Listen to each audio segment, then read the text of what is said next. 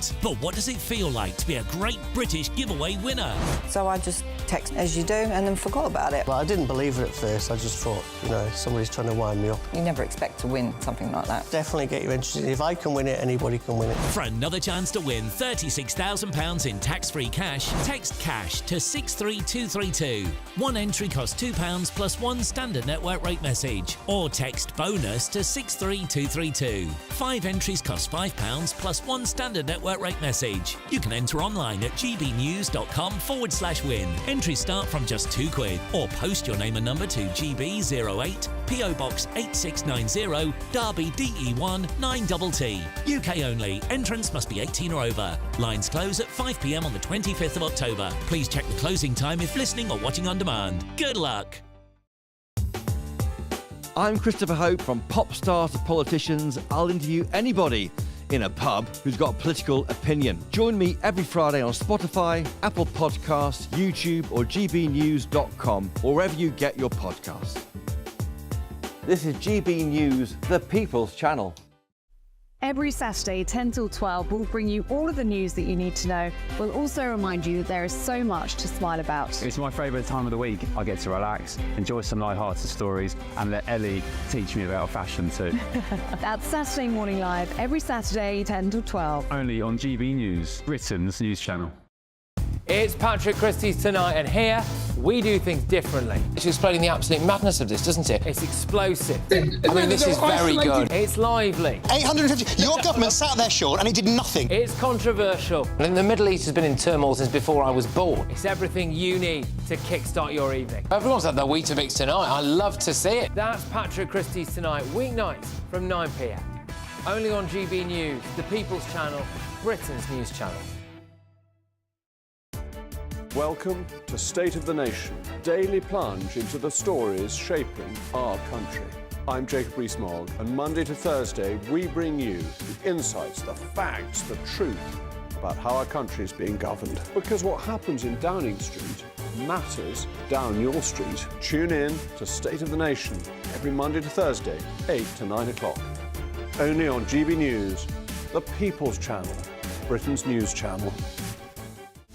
This is Britain's Newsroom, where your voice matters. It's just astonishing. With expert analysis and honest opinion, we don't just keep you informed. We bring you unique perspectives you won't see anywhere else. Can't argue with any of that. When the news happens, it happens here. On Britain's Newsroom, weekdays from 9:30 a.m. Only on GB News.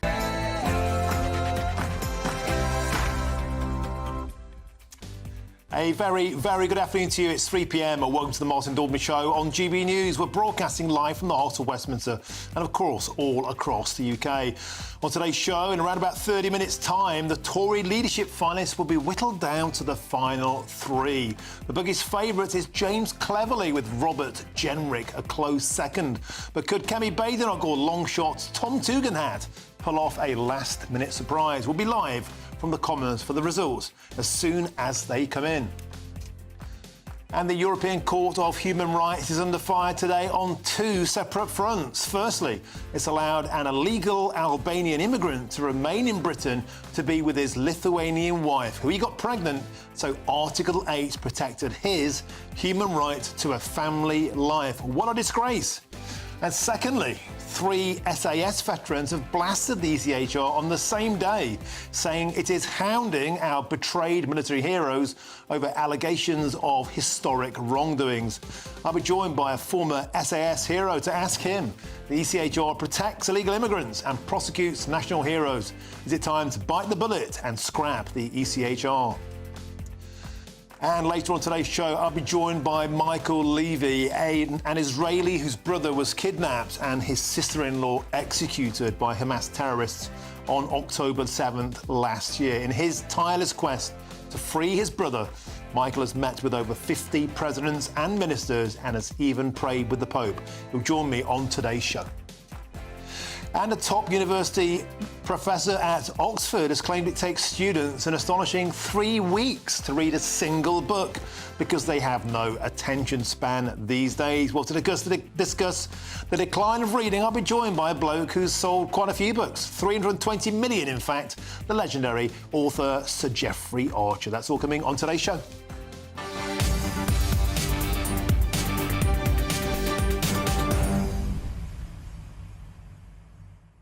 Welcome to the show. So all eyes on the House of Commons. In around about 30 minutes' time, we'll find out who the final three are in the Conservative Party leadership race. The drama will be played out in real time. Our man, Chris Hope, will be there to deliver the results as they happen and also to pounce on any parliamentarians he can get his mitts on as they go past for their reaction. Also be joined in the studio by Heather Wheeler and Dennis McShane to get a live reaction from a Conservative and a Labour grandee. Where's it going? Does any of it matter? We'll find out in around about half an hour's time. Get in touch. Who do you want to be the next leader? Does it make any difference? Will the party go back towards the centre with somebody like James Cleverly, or will they lurch towards the right to try and out-reform Nigel Farage with somebody like Robert Jenrick? Where should they go? What's your opinion? Get in touch. GBNews.com/your say. But now it's your news headlines with Lewis Mackenzie.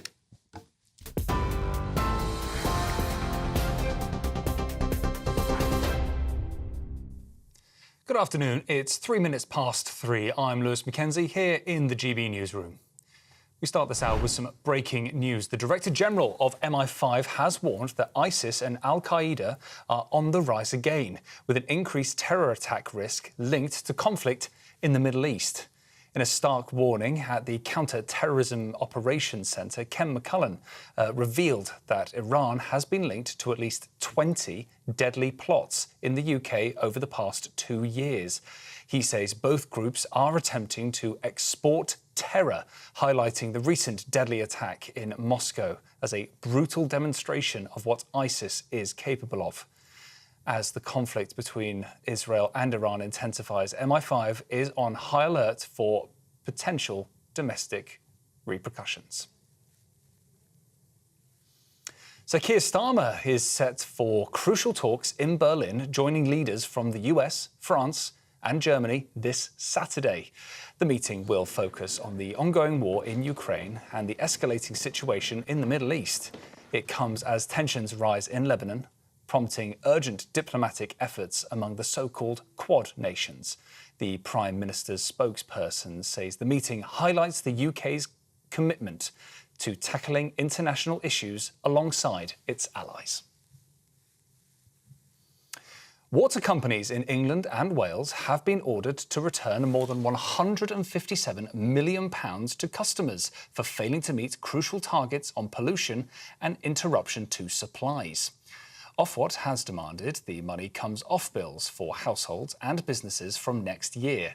It follows a previous order to repay £114 million last year. The UK population has seen its largest annual increase in size since 1971. The Office for National Statistics estimates the total population grew by 1% in just a year, reaching 68.3 million by mid-2023, covering England, Scotland, Wales and Northern Ireland. The ONS says migration was the main factor behind the latest rise, as deaths exceeded births by around 16,300 in the same period. The race to lead the Conservative Party is in its final stages, with just days left to decide the next opposition leader. 4 candidates are battling it out: Robert Jenrick, Kemi Badenoch, James Cleverly and Tom Tugendhat. But by tonight, one will be eliminated, rather. Tomorrow, the big final 2 will be selected, leaving the Conservative members to make the ultimate choice. This morning, Shadow Minister for Education Damien Hinds told GB News there's a field of 4 standout candidates to choose from. We've not made a declaration. I think we've got 4 really strong candidates. Obviously, we've got a round today, another round tomorrow, and then there'll be the members' round. I took a decision at the start of the contest not to make a declaration until we got to that final stage. But I think it's been a very well contested election. Obviously, at the party conference last week, that was a really important opportunity for people to set out their stall, and I think both party members and, of course, the wider public got a chance to see all 4 of them in action.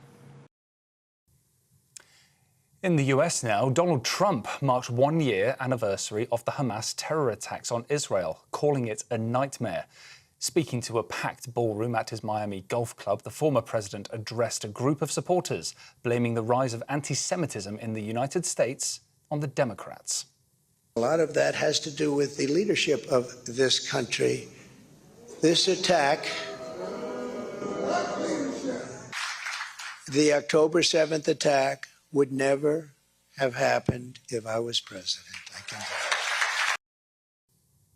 And with just 29 days until the US elections, Kamala Harris has been facing questions on critical issues, including the Middle East, in a one-on-one interview with CBS News.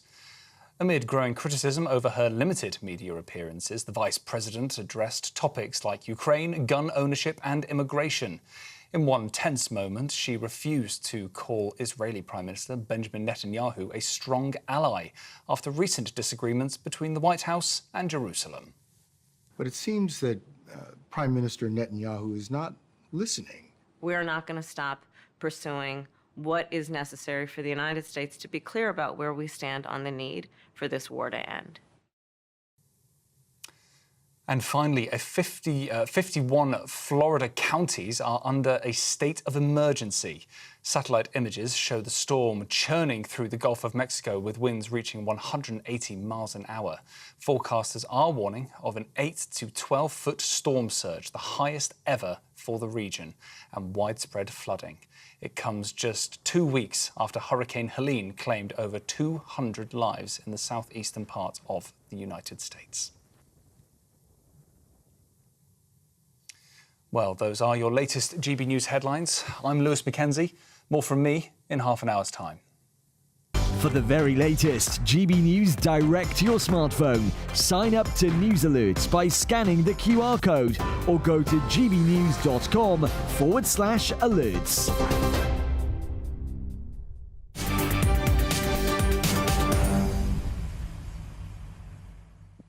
Thank you very much, Lewis. Now, it's nearly crunch time. The Tory MPs have voted, and within the next half an hour, we'll find out who the final three candidates for the party's leadership race are.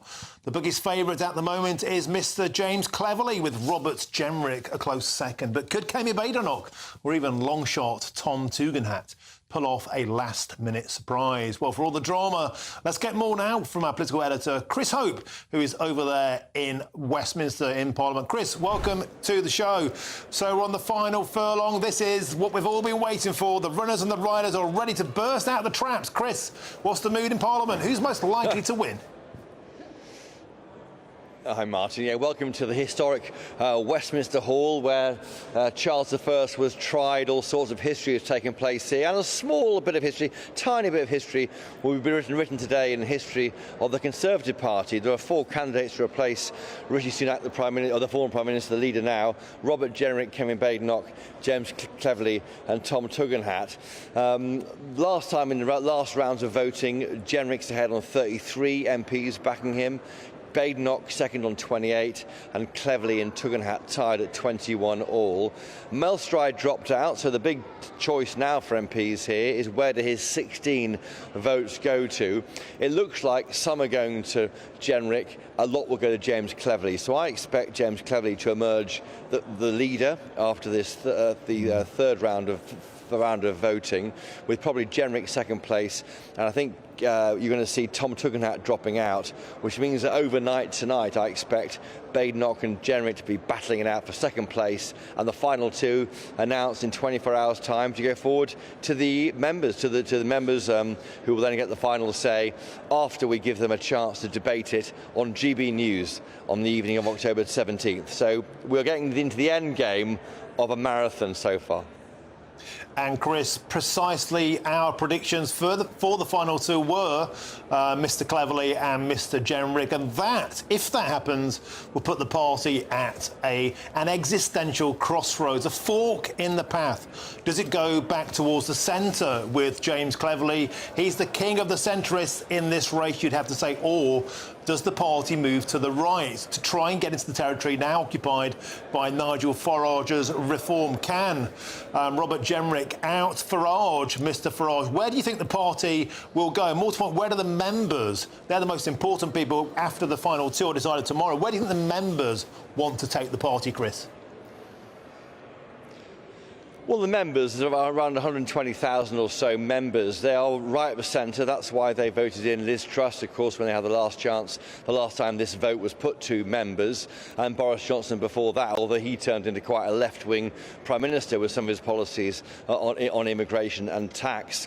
But I think it's a choice here. You've got the 4.2 million voters who backed reform at the last election.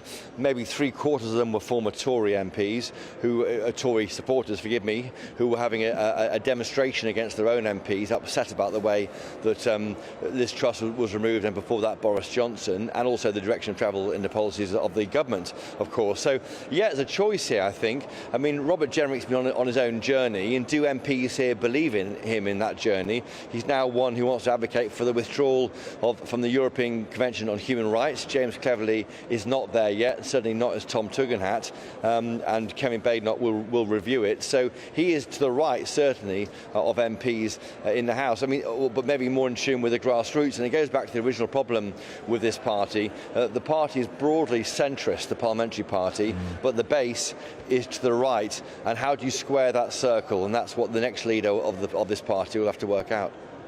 And Chris, isn't that the quandary we've seen since Brexit?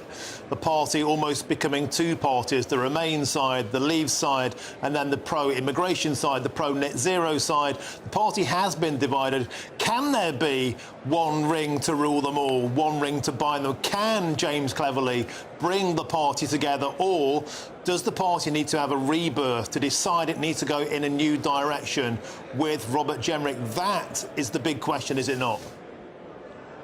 Yeah. And don't forget Kevin Badenoch and Tom Tugendhat too, they'll have a say of it. As things stand, there are still 4 contestants for this top job, but where they go next isn't clear. I mean, I interviewed all 4 of them for an hour each in front of 2,000 members at last week's conference, and I would ask them, you know, how will he deal with Farage? Is he welcome in the party? Of course, Rishi Sunak said it's a broad church, the Tory party, almost offering a role for him, for Nigel Farage. That's before he took over the Reform UK and energised, weaponised its membership to take out those chunks of support for the Tory party. So the view is, from anyone who wins, is they want to be more authentically conservative and stop almost apologising for being a Tory, if you quote back James Cleverly from the party conference speech last week, and stop apologising for being who they are. Again, we'll see how it plays out. I think last week, you know, Tom Tugendhat had a difficult time in those final speeches to members. Robert Jenrick was enthusiastic, but is he believable? James Cleverly spent the most money. He said he would axe stamp duty off residential properties. He would lift spending on defence to 3%. And Kevin Badenoch was more maybe authentic. I think she cut through the most to the viewers at home.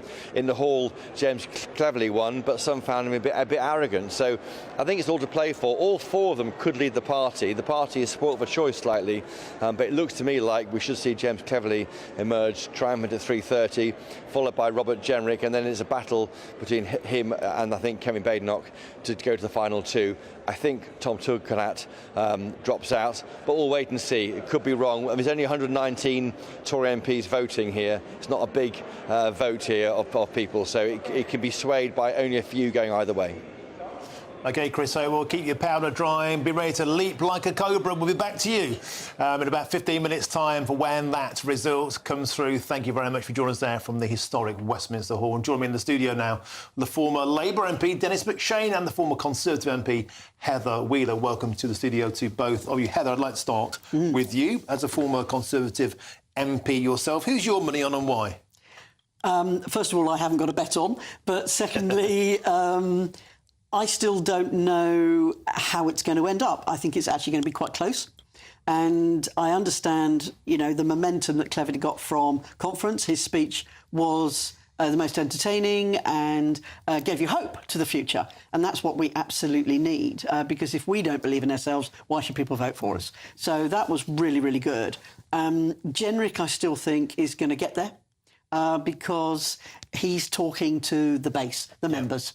And so although there were 2,000 people in the room, all of whom were members, the cheers were more for Cleverly because he was so upbeat.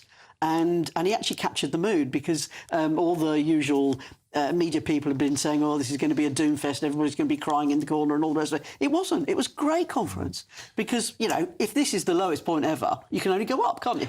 Yeah, I think, Dennis, part of the problem, part of the issue there, why the Conservatives seem to be having their wedding ceremony and the Labour Party having the funeral, was because the Labour Party are doing so utterly dismally. I mean, the poll today has the Conservatives only 1 point behind. They haven't even got a blooming leader. And here we go. So they're pushing at an open door. But on a serious point, from a Labour perspective, as I said to Chris, the party has a choice now. Does it go back towards that centre? And you've been saying a lot of time you win from the centre, or do they go where the members want, more for the red meat, more towards the right? What's your take? Where should the party go? And which avenue would the Labour Party most fear? Impertinent for me, I think, to sort of give the Conservative Party any advice. But since you insist, Martin, I'll try. Very simply, I mean, Robin Jenrick is the Jeremy Corbyn of this contest. Dedicated, keen, his eyes swivel. He knows what he wants. He's got a belief. He's got a belief in Trump. He's got the ghost of Enoch Powell there. He's sound on race, sound on Muslims, sound on rights, sound on joining up with President Putin outside the European... nothing like Corbyn, then? So, well, you said it, not me. You said it, not me. So, in all seriousness, paradoxically, I thought of all the four candidates, the one I worried about the most was Tom Tugendhat, because he just spoke to me as in the day Tory leaders once did, like David Cameron, maybe even going back. Heather is far too young, she's only in her nappy set, but Harold Macmillan, Alec Douglas-Hume, people like that. And I think that would set a new tone in politics. But other than that, be very interesting if cleverly Sierra Leone and English parents, Tories have done pretty well. I mean, they've given us the first women PM, the first Asian PM, Indian PM, and if cleverly gets it, the first Afro-Caribbean and English PM. Labour hasn't even managed to find a woman to be leader yet. And it's almost like your Labour Party isn't the party of diversity. I digress. Heather, you've been involved in these things before. You cast your votes. Can you give us a flavour of what will be going on now? The skullduggery, the manoeuvring, the kind of favours, the grace in favours. What goes on now? They're all knuckling down. We're 10 minutes away from the decision. What's going on now? So, 10 minutes away from the decision, the voting will have stopped. Yeah. And so it's run by the 1922 committee. And as you know, I used to be on the 1922 executive and ran for chair of it. And so the new chair, poor old Bob Blackman, has inherited this coming in because Sir Graham Brady has retired. And so the executive run the votes. They borrow a big committee room, and the supporters and the candidates stand outside in the corridor and try and nab you on the way in and give you a wink or pat you on the back as you go in to try and think that last second will twist your vote to their benefit. There are stories from previous leadership elections that certain very successful people in the Whip's office who have got nothing to do with the voting whatsoever, Whips always stay out of it, and I was a Whip as well, that they might have suggested that maybe if you lend that vote to somebody, that'll knock out somebody else. And I don't know if you could ever prove any of that. But it does obviously go on, this kind of backroom manoeuvring and skullduggery. In terms of just the mechanics of how the candidates find out, how the MPs find out, how's the announcement made? The chairman of the 22 committee stands up in the classic Committee Room 14 and has it live on television and will read it out. In truth, I don't remember the candidates being told beforehand, but maybe they've changed the rules because Bob Blackman is the new chairman of the 22 and he can invent the rules as he pleases. So the most likely thing is they will find out at the same time as every other member of Parliament. Yeah, it could be that they've been tipped the wink, just to, keep smiling or sit next to the next person they want to win next to make sure that people see where the vote should go, perhaps. And in terms of the metrics we talked about with Jenrick on 33, Badenoch on 28, Mel Stride, of course, drops out, 16 votes floating there. As Chris Hope said, they'll most likely fold into James Cleverly, a more same political viewpoint. Tom Tugendhat, if he is to fall out, he's got 21. If you add all of that up, it just about has Robert Jenrick ahead if all of Kemi Badenoch's votes as a right-wing candidate fold into Robert Jenrick. But you don't think that will happen, do you? You think that there'll be a split there? Yeah. And that could start to put that could start to put James Cleverly actually just nosing it. Yeah, but I mean, I'm really pleased about that because it means that the parliamentarians have had a vote, but it will be close, which means that whoever the last two are, everybody will accept. And that's what's really important. It's about party unity and about everybody coming behind whoever the new leader is. Excellent stuff. Great to also the show, Heather and Dennis. Now, don't go anywhere. They'll be crossing live to the Palace of Westminster as we find out the final three Tory candidates for party leader. And that's next. I'm Martin Daubney on GB News, Britain's news channel.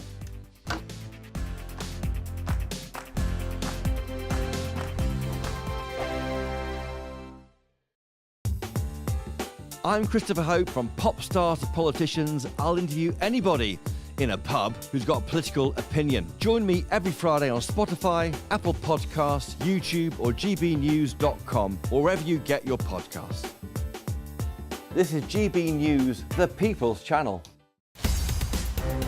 In the GB Newsroom, we bring you the news as it happens. With our team of dedicated journalists across the UK, we're ready to keep you up to date with what's happening every half an hour, every single day. Bulletins here on GB News, the People's Channel, Britain's news channel. GB News Breakfast, every day from 6 a.m. You know, is the fact that electric blanket sales going up actually a good thing? This means that people are switched on to the problems that the winter might hold, that they might have some defence against it, or is it a real indictment of a Labour government that they aren't going to be able to, you know, support elderly people in their hour of need? Good morning, by the way. Morning. I think the sale of electric blankets may well be because we've had this cold snap because of the Arctic weather coming in from the north. However, I think it's an absolute reality that, as your clip said, that over 800,000 elderly people who are eligible for the winter fuel allowance, who can get pension credits, are struggling to apply. And so what is absolutely essential at the moment is that all of those older people who are eligible for pension credits do apply and do get what's owed to them. The benefits are owed to them. And that the average that people will get through pension credits is about £78 a week. So that's definitely going to make a massive difference to people who are really struggling. What can organisations like yours do to encourage people to, I guess, educate themselves on technology and make that first step into the digital world, which is very intimidating at times?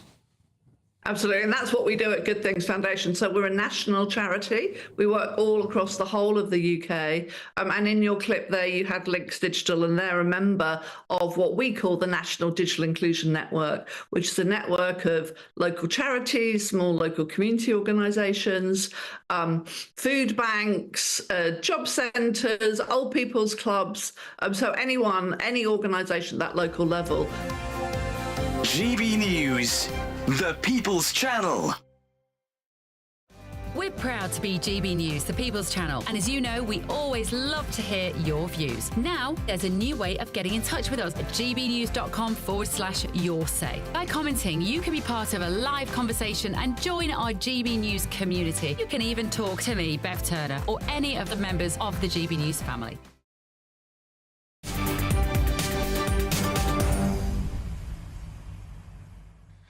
Welcome back. 3:25. I'm Martin Daubney on GB News. Now, it's nearly crunch time. We're minutes away from finding out the final three candidates in the Tory leadership race as the party's MPs vote to further whittle down the field. Now, the former Immigration Minister, Robert Jenrick, remains the favourite as he still has the most public backers, but Shadow Home Secretary James Cleverly appears to be gaining momentum after a strong showing at the Conservative Party conference. In fact, he has now got the bookies' favourite. He's coming up as the favourite to win. He is currently at 11-10. He has also been given a major boost with the endorsement of Mel Stride, who, of course, his 16 supporters in the last round could be key in such a tight race. Well, let's come to the studio now before we go back to Chris Hope for those results live. I'm joined by the former Labour MP, Dennis McShane, and, of course, the former Conservative MP, Heather Wheeler. Welcome back to the show. Heather, so can we expect this result to be announced on time, or could there be some manana and some faffing?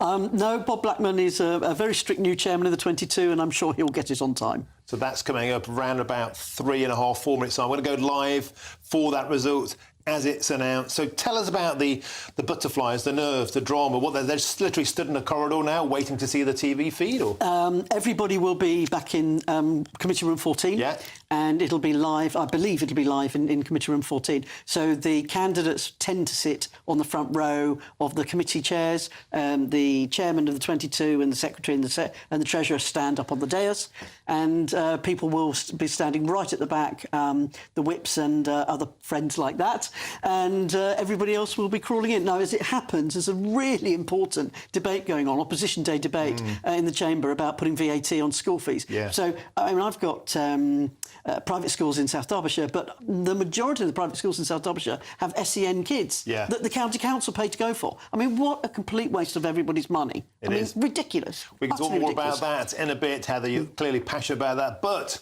let's get more now on the leadership race and go straight back to GBNews political editor Chris Hope, live there for us in the historic Westminster Hall. Chris, what's the latest? We're moments away.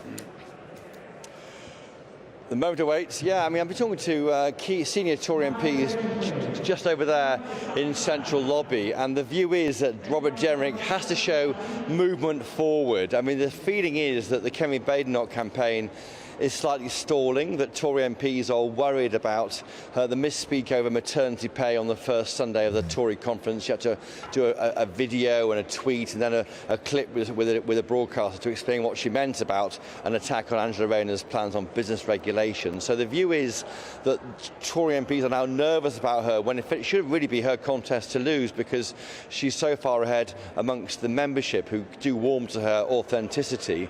So the feeling is we're going to see votes surge towards James Cleverly. Robert Jenrick edges forward slightly, and then it'd be and then Badenoch in third place and Tugendhat falling out is still the view here in Central Lobby. But as Heather knows, as a former senior whip, anything can happen. It's a very, very sophisticated electorate, the Tory party, particularly when it's so small, 119 MPs voting. But that's the way it looks at the moment, Martin.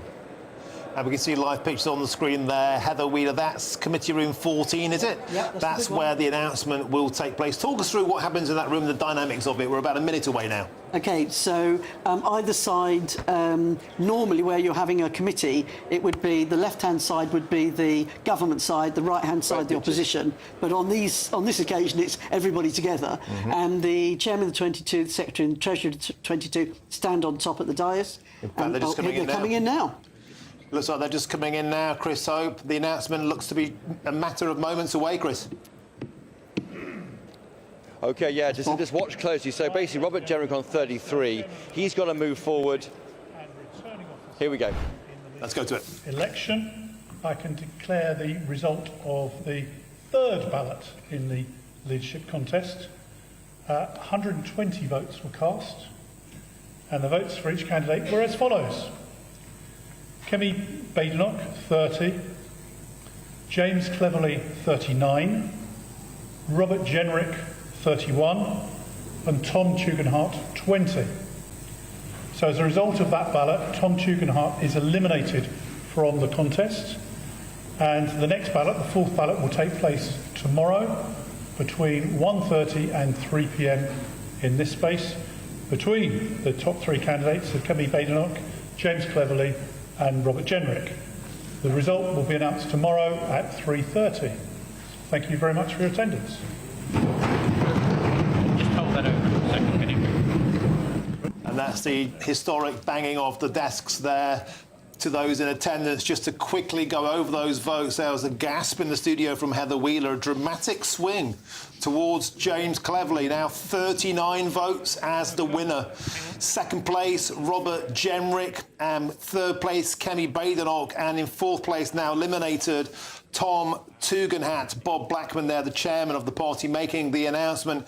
Chris Hope, we predicted that would maybe the pecking order, but a dramatic surge there towards James Cleverly, who's done very, very well in this round of voting. Yeah, well, we forecast that Cleverly would win. If I'm Robert Jenrick, I'm worrying right now because he was on 33 MPs. He's now falling back by 2 to 31. Kevin Badenoch has gained 2 to 30. And I'm not sure why Heather Wheeler's gasping. I mean, I think that Jenrick is now in trouble, and he wasn't in trouble until now, because it looks like Kevin Badenoch has momentum that Robert Jenrick may not have. He's losing momentum, and in this game you want to always have forward motion in all of politics, and particularly with the Tory backbench MPs. James Cleverly is now, for me, he's one short of the 40 you need to be a candidate in the final two. He's nailed on, I think, to be in the final two, with 20 MPs overnight now deciding where to put their X in the box. I reckon half of those from Tom Tugendhat might go to James Cleverly. He is now the winner, I think, of this contest. But the battle now is for second place. Is it Robert Jenrick or Kevin Badenoch? And for me, Badenoch narrowly has momentum, and that wasn't what I was expecting.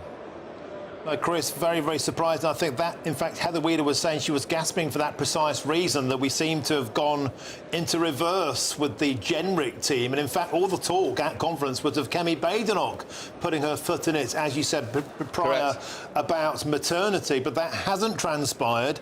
So there's been some wheelie dealing behind the scenes. And we now have a clear decision to make. Who's going to vote for who in that second round? Before, it looked like Robert Jenrick would be the nailed-on right-wing candidate, if you like, but now it's all to play for with Kemi Badenoch's team.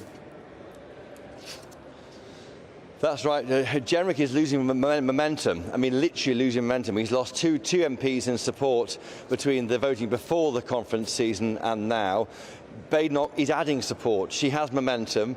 James Cleverly, he's a front runner. He's won, basically, as far as I'm concerned. But the battle overnight, the battle in the bars here in Westminster, all the tea, the drinking, and so it goes on late into the evening, will be where do those 20 votes for Tom Tugendhat go overnight?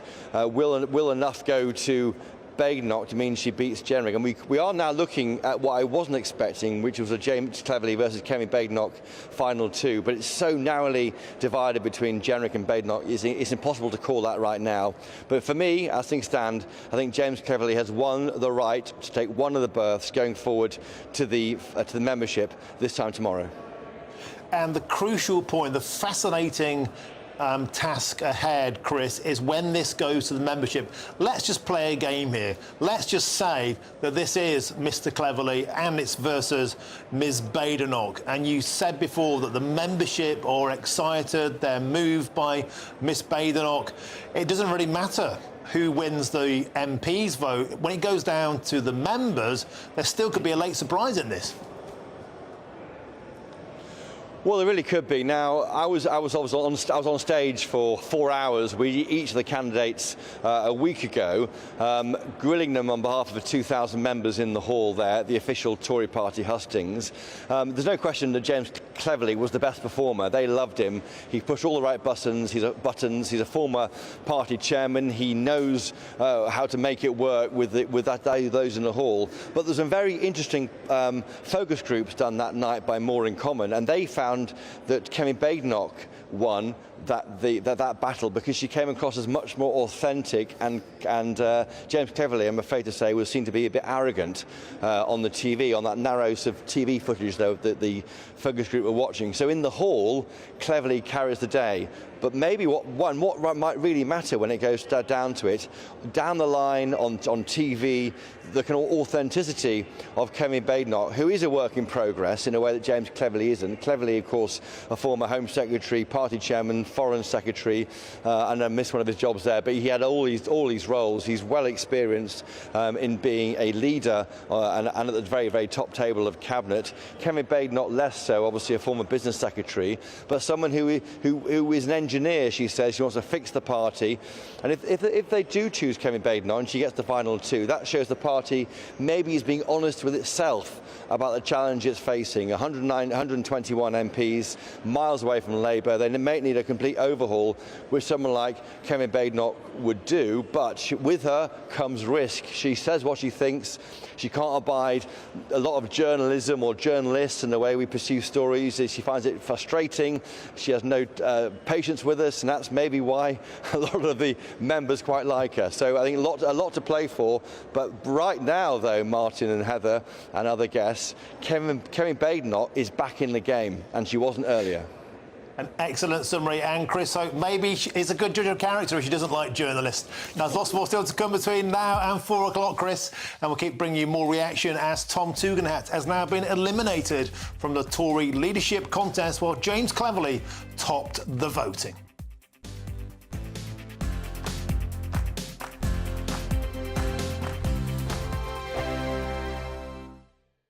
Hello, very good day to you. Here's your latest GB News weather update coming to you from the Met Office on what could be quite a thundery Tuesday for some of us. Yes, there will be some sunny spells around, but also plenty of showers because low pressure is dominating the story, and this low pressure is leading to quite an unsettled, unstable picture across the UK at the moment. It's also bringing some blustery winds, especially in the southwest, but also some strong winds across northern parts of Scotland too.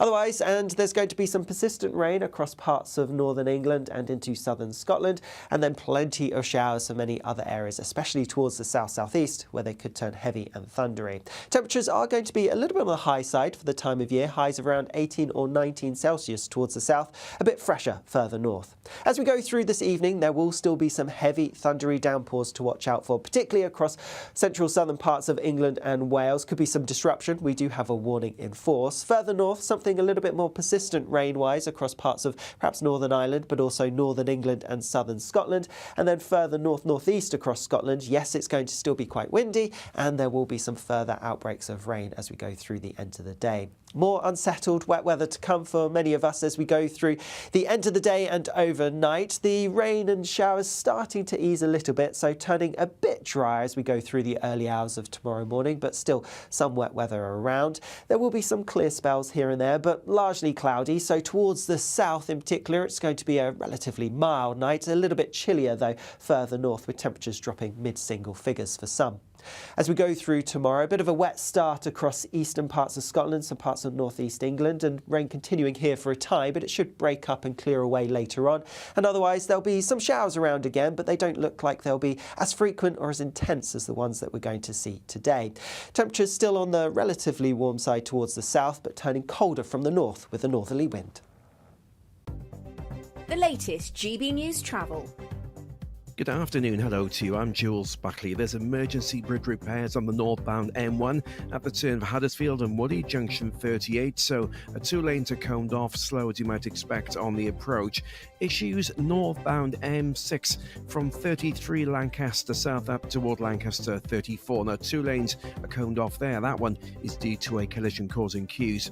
Now the westbound M4 in Berkshire is currently closed. Maidenhead junctions 8 and 9 to Wokingham and Bracknell at 10. Long delays. There's a serious collision being dealt with. Traffic diverting using the Ascot Road, the A330, that is struggling. And in Somerset, the southbound M5, all the traffic being held. Taunton down to Wellington, 25 to 26. There's emergency barrier repairs, naturally causing big queues. That's the latest. You can stay up to date throughout the day by visiting our website, gbnews.com.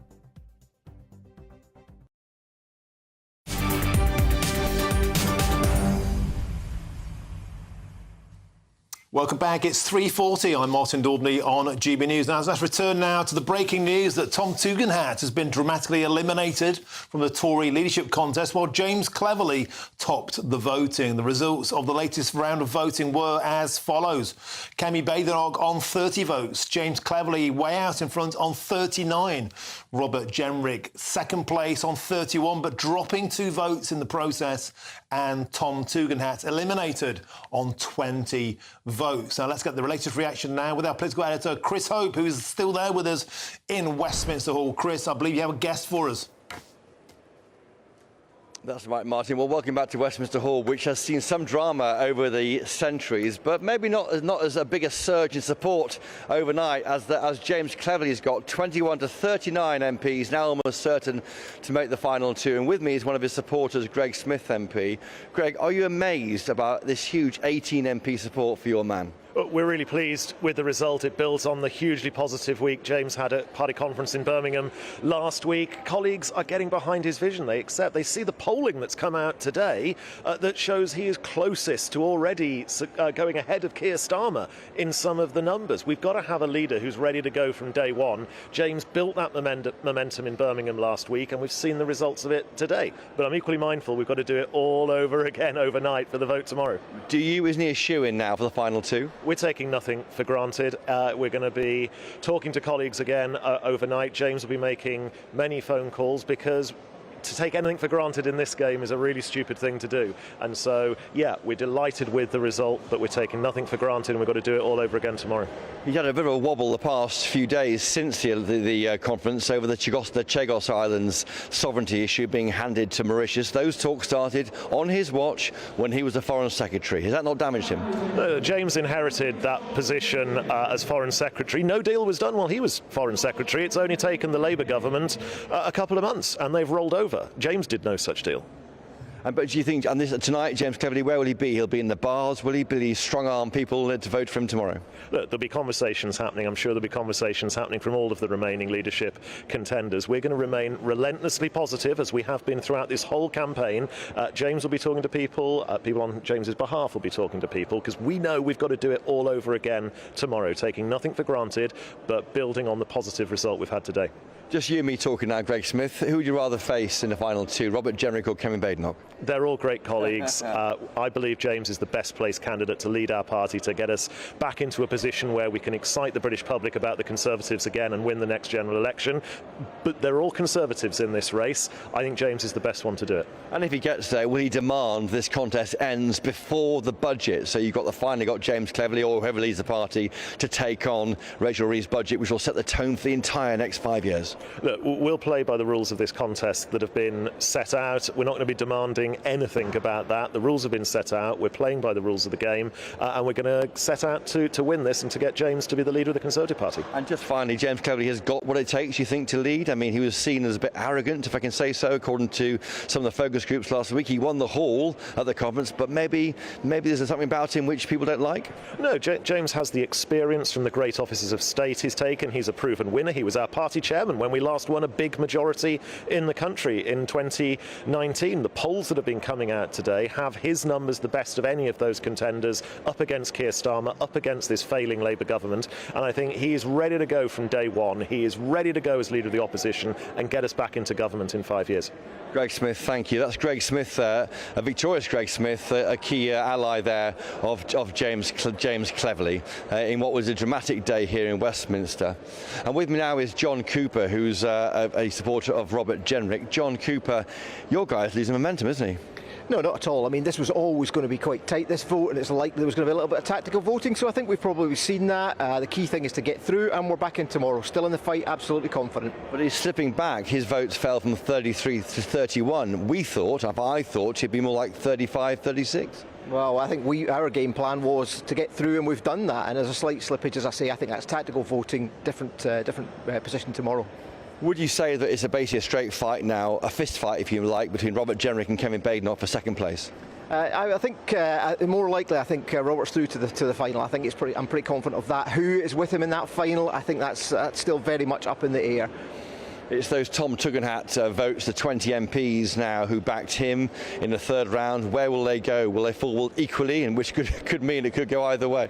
So this is the big question, obviously, is what happens to those people who supported Tom. And what I think is great about Robert is that he has drawn support from both the right and the left of the party. He's got people like Mark Francois, who I think would say is on the right, John Lamont, who I would think is more on the left.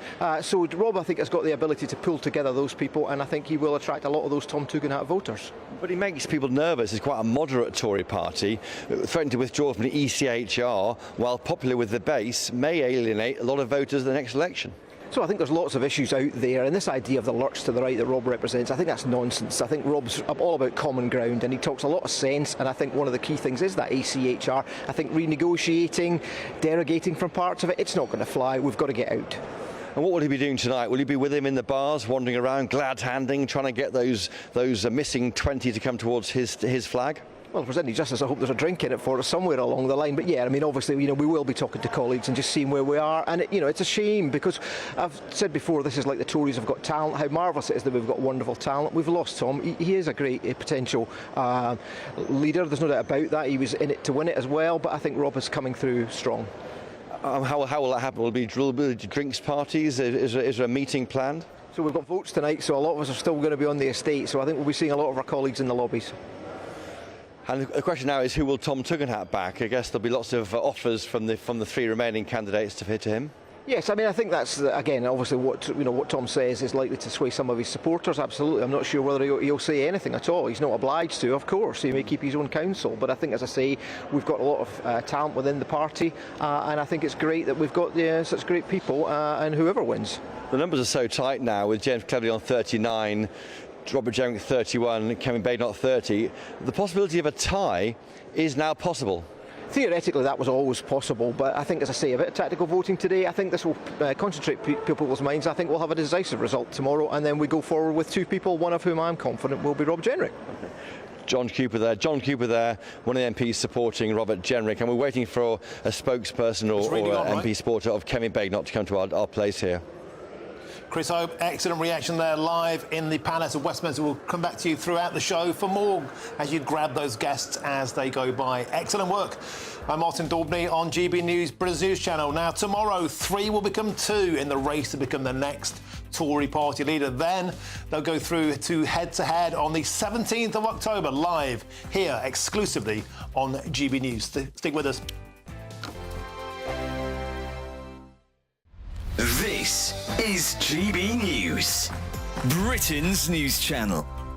The Sleep Report 2024 is based on a comprehensive survey conducted all across the country, and the report found that over half the population, get this, falls short of the recommended 7+ hours of required sleep each night. And shockingly, 1 in 4 of us is getting 5 hours or less. I think that includes you, doesn't it? Yes, I'm very bad at sleep. 4 or 5, I'd say. That's awful. A bit like awful. Maggie Thatcher. What would you get on average? I'd say at least 6. 7 probably average. That's probably not good. I think you probably need 8. Well, almost half of Brits rate their sleep quality as 5 out of 10 or lower. Dr Manesh Shah and Dr Sita Shah joins us now to tell us all about the sleep and how Brits are struggling. Good morning to you both. Morning. First questions to you both. How many hours do you both get? God, I think it varies. I try and hit that 7 hours of sleep. Why are Brits so bad at getting sleep, especially in terms of hours? 4 or 5 hours for me, 6 hours for you. It's the same for everybody out there in the UK. We're just not going to bed early enough. Is it as simple as that? Or is it slightly more complicated? Yeah, so I think the key is to establish a good routine. So waking up at the same time every day, making sure that you're going to sleep at the same time every day, and being quite sort of rigid and strict with yourself when it comes to those timings.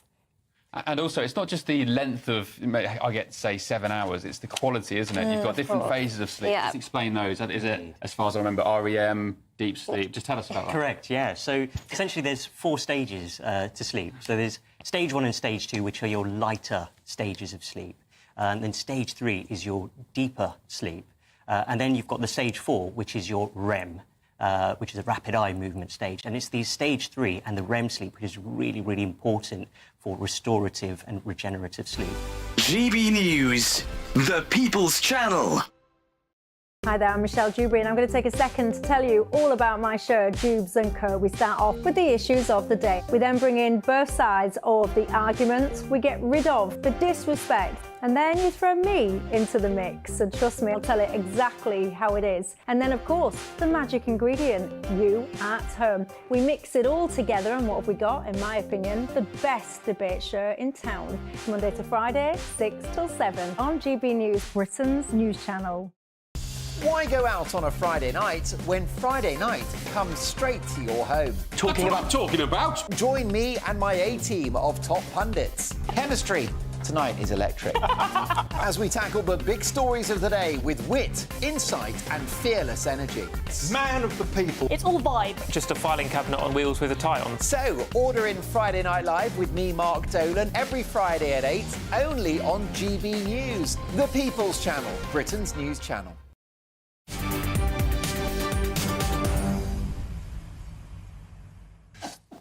Welcome back. It's 10 to 4. I'm Martin Daubney on GB News. Now, a reminder of the breaking news. Tom Tugendhat has been eliminated from the Tory leadership race. Remaining are Kemi Badenoch, James Cleverly and Robert Jenrick. And let's get the latest reaction now with our political editor, Chris Hope, is still there in the Palace of Westminster. Chris, what's the latest? Yeah, Martin, we're expecting to get a spokesman for Kemi Badenoch's campaign after the 4 o'clock news break. But I think it's fascinating. I think it's all about tonight now. I mean, with 20 votes to be shared out amongst the final three, you could have it that there's a tie between, well, any of them could tie. I mean, we could see Jenrick and Badenoch tied, or even all three tied, because 120 MPs voted in that ballot rather than 119 last time. The one who isn't voting, I know, is Richard Fuller. He's the chairman. He told me he won't vote. That means that Rishi Sunak has voted, looks like for the first time. We think he hadn't voted in previous rounds. You could have 40, 40, 40, quite possibly. If that happens, we go into another round of voting tomorrow night and again until we get to the final two. This battle has just got very interesting, I think. Is that likely, Chris, that we'll have this dramatic, triple-header, dramatic photo finish, or will the shenanigans be going on now? The horse trading begins. Well, there's no question horse trading has begun, if it hadn't started already. James Cleverly, he's 8 ahead of Robert Jenrick and 9 ahead of Badenoch. So I think he looks like he should get there. But as I say, all these votes could fall difficultly, I think, for both Jenrick and Badenoch. But for me, Cleverly is in the final two. Okay, great. Thanks, Chris. We'll come back to you, of course, after the news break. Let's get back to studio now for the reaction of Dennis McShane, former Labour MP, and former Conservative MP Heather Wheeler. Dennis, let's get straight back to you. What would you do now if you were one of these remaining three candidates? I think, were I Robert Jenrick, I would say I'm not going to get it. I've lost votes the penultimate round. That is it. And I urge all my followers to support the candidate closest to my worldview of what should happen for the Tory party, and that is Kemi Badenoch. And they should think very seriously about voting for her. James Cleverly is a dear friend and colleague, will always have a high position at the Tory party. But the person who is our Margaret Thatcher this year, in the next few years, I think, is Kemi Badenoch. OK, Heather Wheeler, final word to you. What happens next? Well, if we're going to do horse trading, if I was Jenrick, I would say to Tugendhat, give your votes to me, I will make you Shadow Defence Secretary, and then we will bring your people along. And because that's the job, I think, that Tugendhat really wants. I bet today makes you miss politics, doesn't it? I don't miss politics, I miss being there.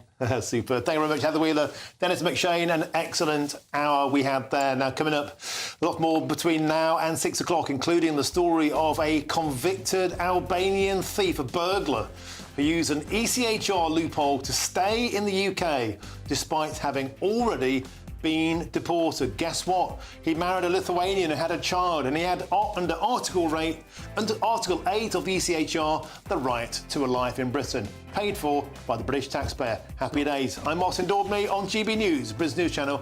Now here's your weather with Alex Burkett.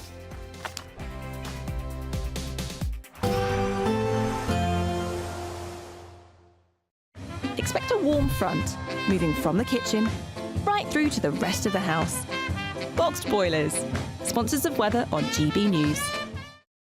Hello, very good day to you. Here's your latest GB News weather update coming to you from the Met Office on what could be quite a thundery Tuesday for some of us. Yes, there will be some sunny spells around, but also plenty of showers because low pressure is dominating the story, and this low pressure is leading to quite an unsettled, unstable picture across the UK at the moment. It's also bringing some blustery winds, especially in the southwest, but also some strong winds across northern parts of Scotland too. Otherwise, and there's going to be some persistent rain across parts of northern England and into southern Scotland, and then plenty of showers for many other areas, especially towards the south-southeast, where they could turn heavy and thundery. Temperatures are going to be a little bit on the high side for the time of year, highs of around 18 or 19 Celsius towards the south, a bit fresher further north. As we go through this evening, there will still be some heavy thundery downpours to watch out for, particularly across central southern parts of England and Wales. Could be some disruption. We do have a warning in force. Further north, something a little bit more persistent rain-wise across parts of perhaps Northern Ireland, but also Northern England and Southern Scotland. And then further north-northeast across Scotland, yes, it's going to still be quite windy, and there will be some further outbreaks of rain as we go through the end of the day. More unsettled wet weather to come for many of us as we go through the end of the day and overnight. The rain and showers starting to ease a little bit, so turning a bit dry as we go through the early hours of tomorrow morning, but still some wet weather around. There will be some clear spells here and there, but largely cloudy, so towards the south in particular it's going to be a relatively mild night, a little bit chillier though further north, with temperatures dropping mid-single figures for some. As we go through tomorrow, a bit of a wet start across eastern parts of Scotland, some parts of northeast England, and rain continuing here for a time, but it should break up and clear away later on. And otherwise there'll be some showers around again, but they don't look like they'll be as frequent or as intense as the ones that we're going to see today. Temperatures still on the relatively warm side towards the south, but turning colder from the north with a northerly wind. A nice bright morning will generate a lovely warm day, right through to the evening. Boxed Solar, sponsors of weather on GB News. The latest GB News travel. Good afternoon, I'm Jules Buckley. 2 lanes are coned off for the northbound M6. There's a collision causing delays around Lancaster, so very slow, junction 33 north up to 34. Flooding in the southwest of England, the southbound M5 closed, Thornbury at 14, down to the M4 at 15, diversion there to use the A38 and rejoin at junction 16, so that's queuing. Also the M5, a lane shut for barrier repairs near to Taunton at 25. That's both sides of the carriageway and it's slow going. And there's flooding too between the C turning in Peasmarsh and Donyat, the A358 in Somerset closed both ways for flooding, and long queues in Berkshire for the westbound M4 Maidenhead junction 8 and 9 to Woking and Bracknell at 10. A serious collision means a lane shut there, very slow on the A330 as traffic diverts. You can stay up to date throughout the day by visiting our website gbnews.com. There's just 3 weeks left to grab your chance to win a whopping £36,000 cash in the Great British Giveaway. That's like having £3,000 each month for an entire year. Extra cash in your bank account that you can do whatever you like with. Take a year off and keep it to yourself. You don't even need to tell the taxman, as it's totally tax-free. For another chance to win £36,000 in tax-free cash, text CASH to 63232. One entry costs £2 plus one standard network rate message, or text BONUS to 63232. 5 entries cost £5 plus one standard network rate message. You can enter online at gbnews.com/win. Entries start from just £2, or post your name and number to GB08, PO Box 8690, Derby DE1 9TT. UK only. Entrance must be 18 or over. Lines close at 5 p.m. on the 25th of October. Please check the closing time if listening or watching on demand. Good luck. It's Patrick Christys tonight, and here we do things differently. It's explaining the absolute madness of this, doesn't it? It's explosive. I mean, this is very good. It's lively. 850. Your government sat there short and it did nothing. It's controversial. And the Middle East has been in turmoil since before I was born. It's everything you need to kickstart your evening. Everyone's had their Weetabix tonight. I love to see it. That's Patrick Christys tonight, weeknights from 9 p.m. Only on GB News, the People's Channel, Britain's news channel. Mark Dolan tonight is your weekend dose of news, debate and entertainment. This sounds like a wild conspiracy theory. Don't miss My Big Opinion. Mark meets and My Take at 10. Democracy is a funny old thing. And we don't do boring, not on my watch. I just won't have it. Let's go and get another glass of that bubbly. You've earned it. That's Mark Dolan tonight, Saturday and Sunday, 9 to 11, only on GB News, the People's Channel, Britain's news channel.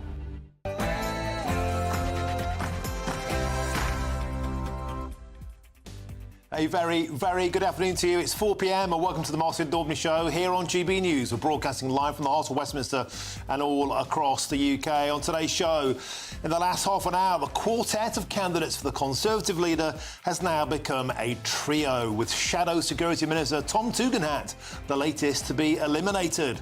We'll have the reaction to this news throughout the rest of today's show.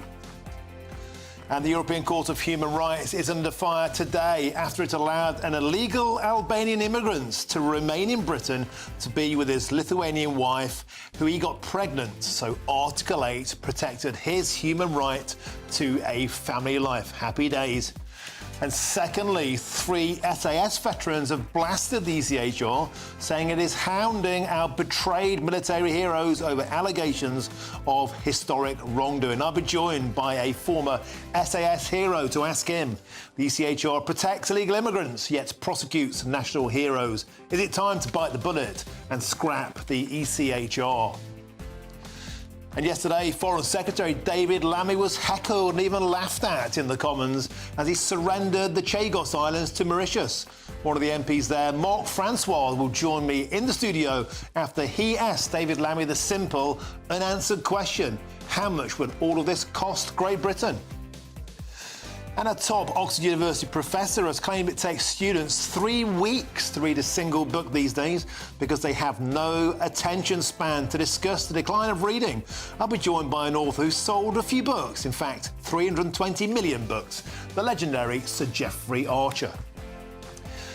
And later on in today's show, I'll be joined by Michael Levi, an Israeli whose brother was kidnapped and his sister-in-law executed by Hamas terrorists on October the 7th last year. In his tireless quest to free his brother, Michael has met with over 50 presidents and ministers and has even prayed with the Pope. It's an astonishing story, and that's all coming on today's show.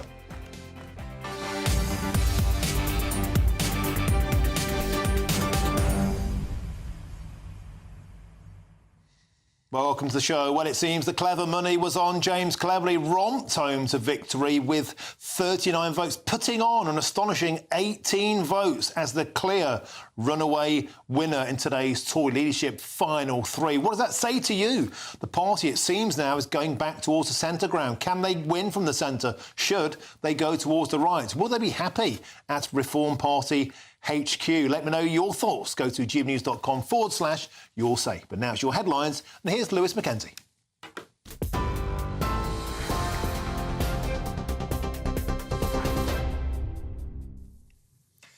Thank you very much, Martin. Good afternoon. It's 4 o'clock. I'm Lewis Mackenzie here in the GB newsroom.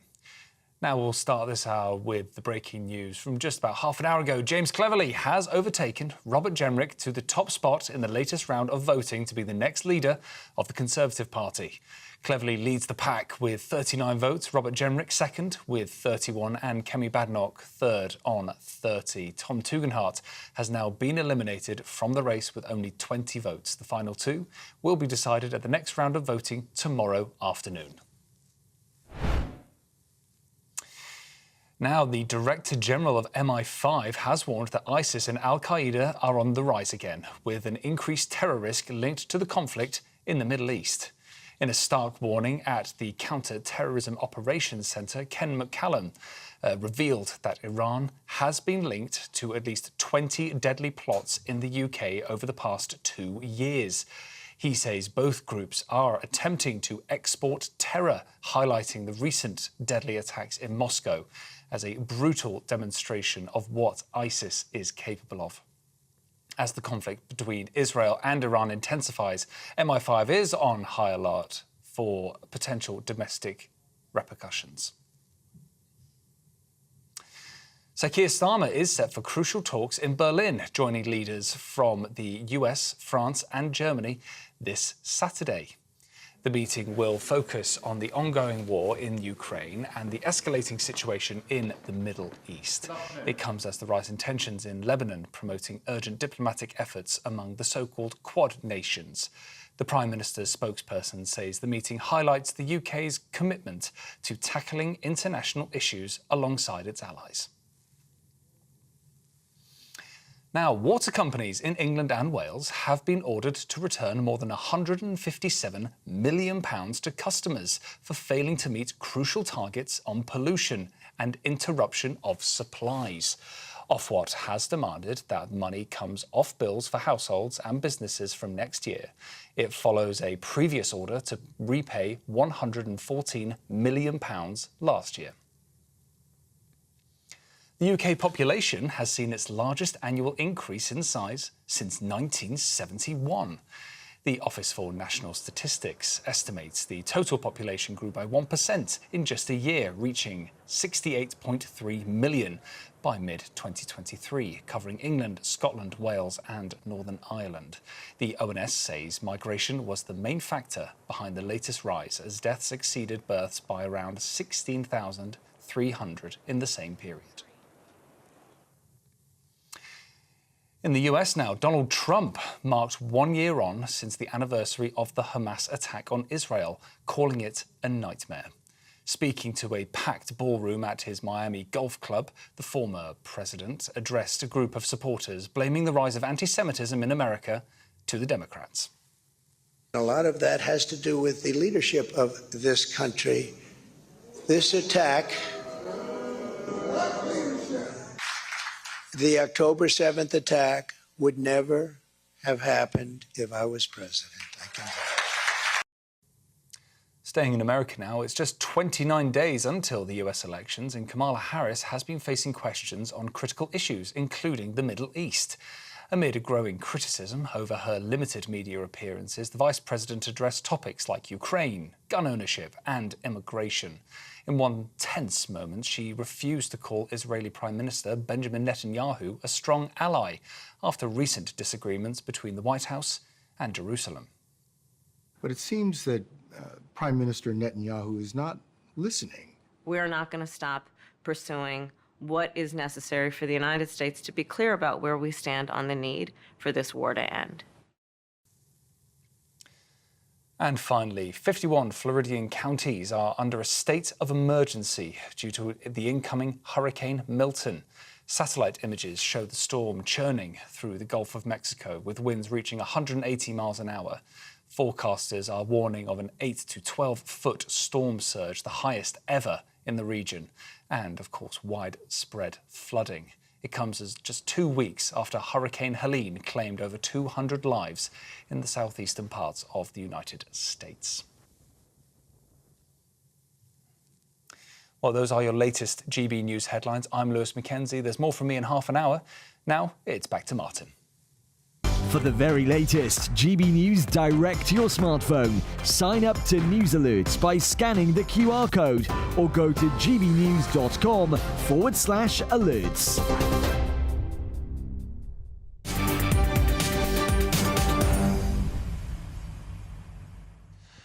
Thank you, Lewis Mackenzie. Smoother than an otter's wallet. Now, in the last half an hour, Shadow Security Minister Tom Tugendhat has been eliminated from the Conservative leadership race, meaning the quartet of candidates has now become a trio.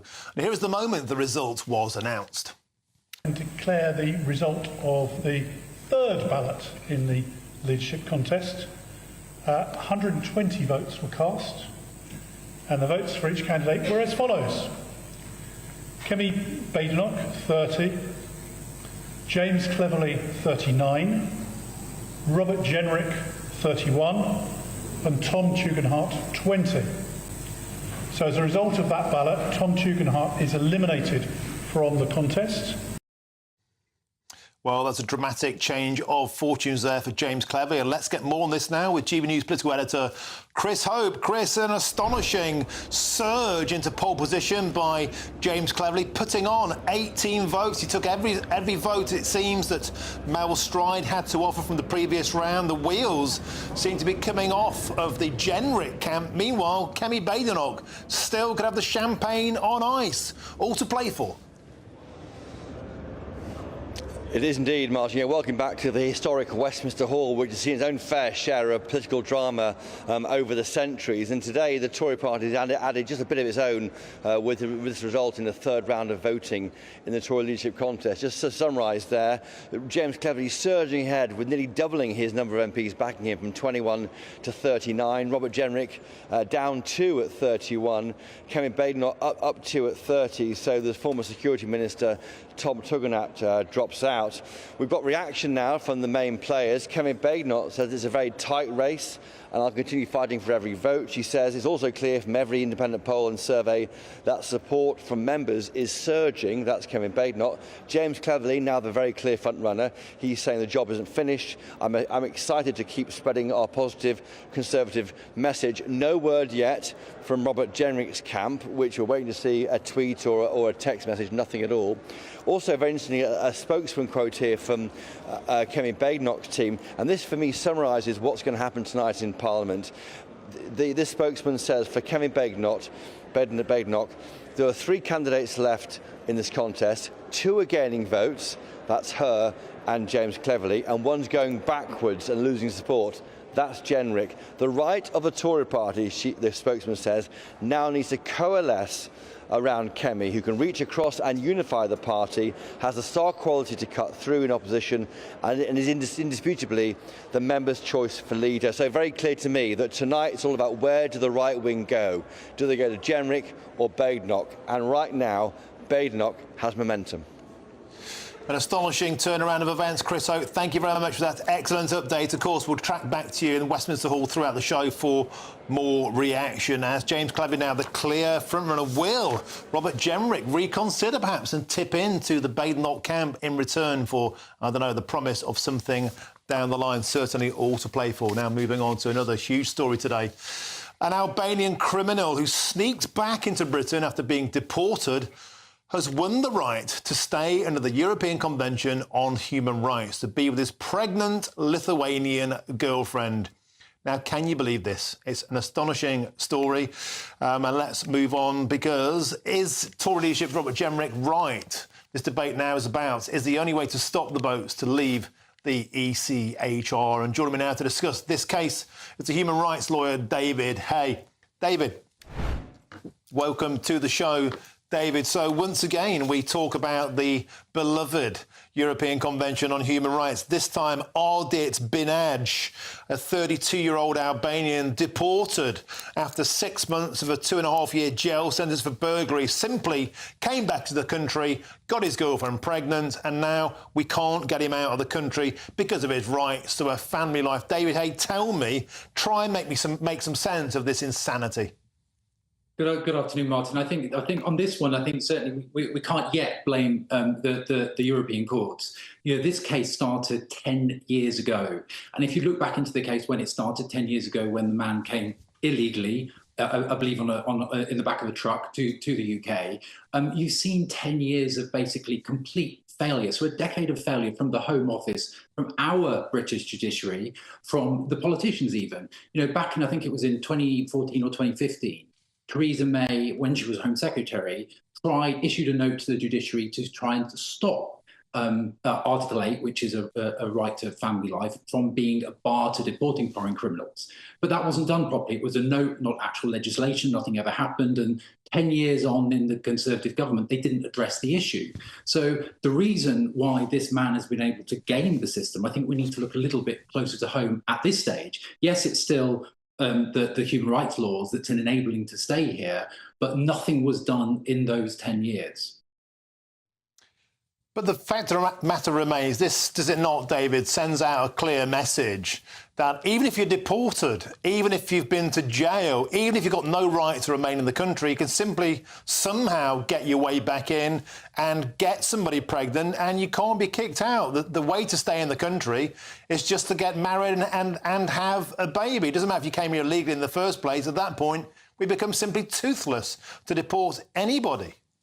Well, I absolutely agree with you. I mean, you know, this is, you know, certainly on the face of it, a man gaming human rights laws which were there to protect the most vulnerable, and he certainly doesn't seem to be the most vulnerable.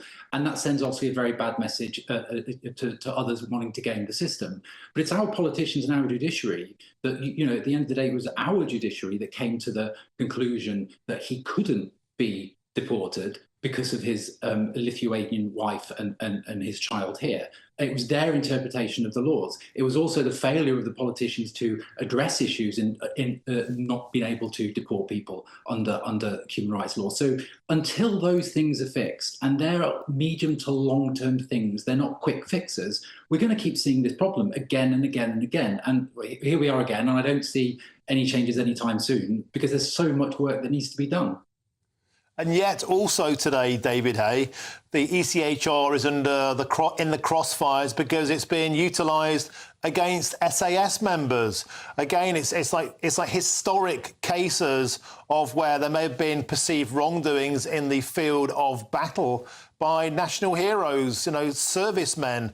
The ECHR can be weaponised against them because of the human rights of those who may have been killed on duty. So I put it to you, the ECHR came out post-war. Winston Churchill supported it to protect the human rights, to stop the tragedies of anything happening again like happened in World War II. Now we're in a situation where it protects the human rights of illegal immigrants and is weaponised against SAS heroes. This law surely needs to be kicked into touch. I agree. It needs to be reformed. I don't think we need to come out, but it absolutely needs to be reformed because those examples that you've just mentioned, Martin, are not what it was intended to enable and protect when it was put in place. And that's changed considerably to where we are now. And again, a lot of that is down to the judiciary and the interpretation of the law. And that includes our judiciary as well. So we need to address and reform that institution. Whether or not that's going to happen anytime soon, I doubt that very much because I think Keir Starmer's probably going to be in charge for quite a while. David, we've spoken about this same situation before. The ECHR reigns supreme in countries like Italy, where they just tow boats back to Libya.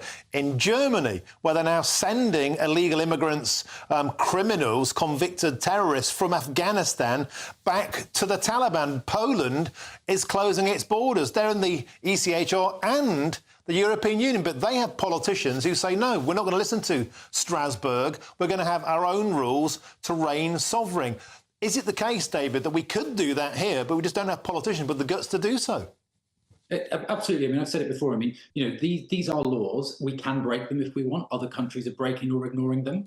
That's obviously, as a lawyer, you shouldn't recommend people doing that. But other countries are doing it in Europe. It's as I said at the start, it's a failure of our politicians, a failure of our judiciary as to where we are today. And this man's case, the chap we're talking about today, is a very good example of all the failures of all the various parts of the state of the UK that have put us in this situation to enable this man to game the system, and others will follow him. Okay, David Hay, it's always a delight to have your expertise. Thank you very much for joining us on the show, and you always look so dapper. Thank you very much for joining us today on GB News. Thank you. Now, moving on, shocking news coming out of MI5 earlier today, and they foiled more than 20 deadly Iranian terror plots on the UK, on British soil, in the past 2 years alone. And they're now warning that the country is under an increased Islamist terror threat due to tensions in the Middle East. Dramatic development. And joining us now with the latest is our Homeland Security editor, Mark White. Mark, a huge announcement. We've been speaking about this for many, many months now, the simmering tensions in the Middle East. Could that filter down onto British streets? And it seems today, Mark, this announcement from MI5 says that could happen. Yeah, this is a highly alarming assessment from the Director General of MI5, Ken McCallum, talking in particular about the resurgence of Al-Qaeda and ISIS. I mean, remember ISIS, these images from a decade ago almost now, when ISIS came to prominence, declared its so-called Islamic State, its caliphate in Syria and Iraq, and launched many, many terrorist attacks right around the world in its name. And of course was then dismantled largely by coalition forces and airstrikes that have been taking place and are still taking place to this day, although we're told will be winding down soon, including UK forces that regularly carry out attacks over Syria and Iraq aimed at degrading ISIS. Well, ISIS is now on the rise. It's more diffuse in different countries, but just as determined to launch attacks. One particular attack launched in March of this year in Moscow, targeting a concert hall and leading to a massive loss of life, 145 people killed and some 500 injured. And Ken McCallum really warning that this terror group and indeed Al-Qaeda could well try to inspire or launch other attacks, in particular linked to the ongoing conflict in the Middle East. This is what he said earlier today. Today we are powerfully alive to the risk that events in the Middle East directly trigger terrorist action in the UK, as we saw with last October's knife attack in Hartlepool. The ripples from conflict in that region will not necessarily arrive at our shores in a straightforward fashion. They'll be filtered through the lens of online media and mixed with existing views and grievances in unpredictable ways.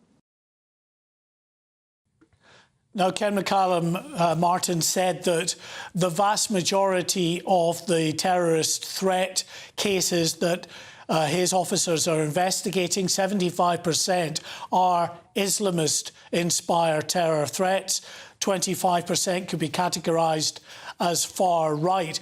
But it's not just the terror threat. It is a very complex picture that MI5 and indeed counter-terrorism police are dealing with now. State actors, a particular risk as well. Iran, he revealed, had been responsible for some 20 plots over the past 2 years that MI5 and the police were responsible for thwarting, and some real concern that Iran, as it comes under increasing pressure from Israel with more targeted strikes, we believe, in the coming hours or days, that it could direct its proxies to carry out attacks in the West. This is what he said about the threat from Iran.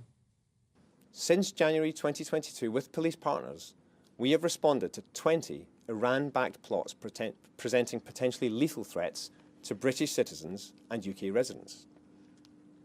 As events unfold in the Middle East, we will give our fullest attention to the risk of an increase in or a broadening of Iranian state aggression here in the UK. So clearly, Martin, a very worrying picture, and other state actors as well, of course, in the form of Russia and China, still posing a significant threat, particularly Russia intent on causing more in the way of chaos in the UK and other European countries. Concern report, Mark White, and as you've been saying for a long, long time, Iran or the agents of chaos in Palestine and Lebanon, could the same be happening on British soil? Mark White, thank you very much for joining us today on the show. Pleasure. Thank you. Now, security guards have been introduced on Dublin's buses to tackle antisocial behaviour for the first time in the city's history. I wonder what's changed. I'm Martin Daubney on GB News, Britain's News Channel.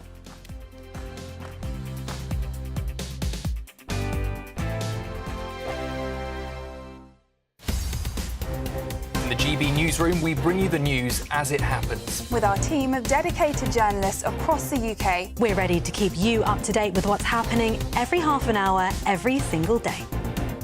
Bulletins here on GB News, the People's Channel, Britain's news channel.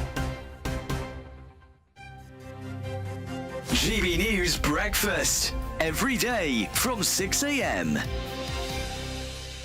You could, if you're getting a bit bored later on and you've got some free time, tune in to Friends. Remember that? It's on somewhere in the world all the time. Probably one of those obscure TV channels. It's a big anniversary today, because apparently today was 30 years ago, was when it first hit the screens. In 1994.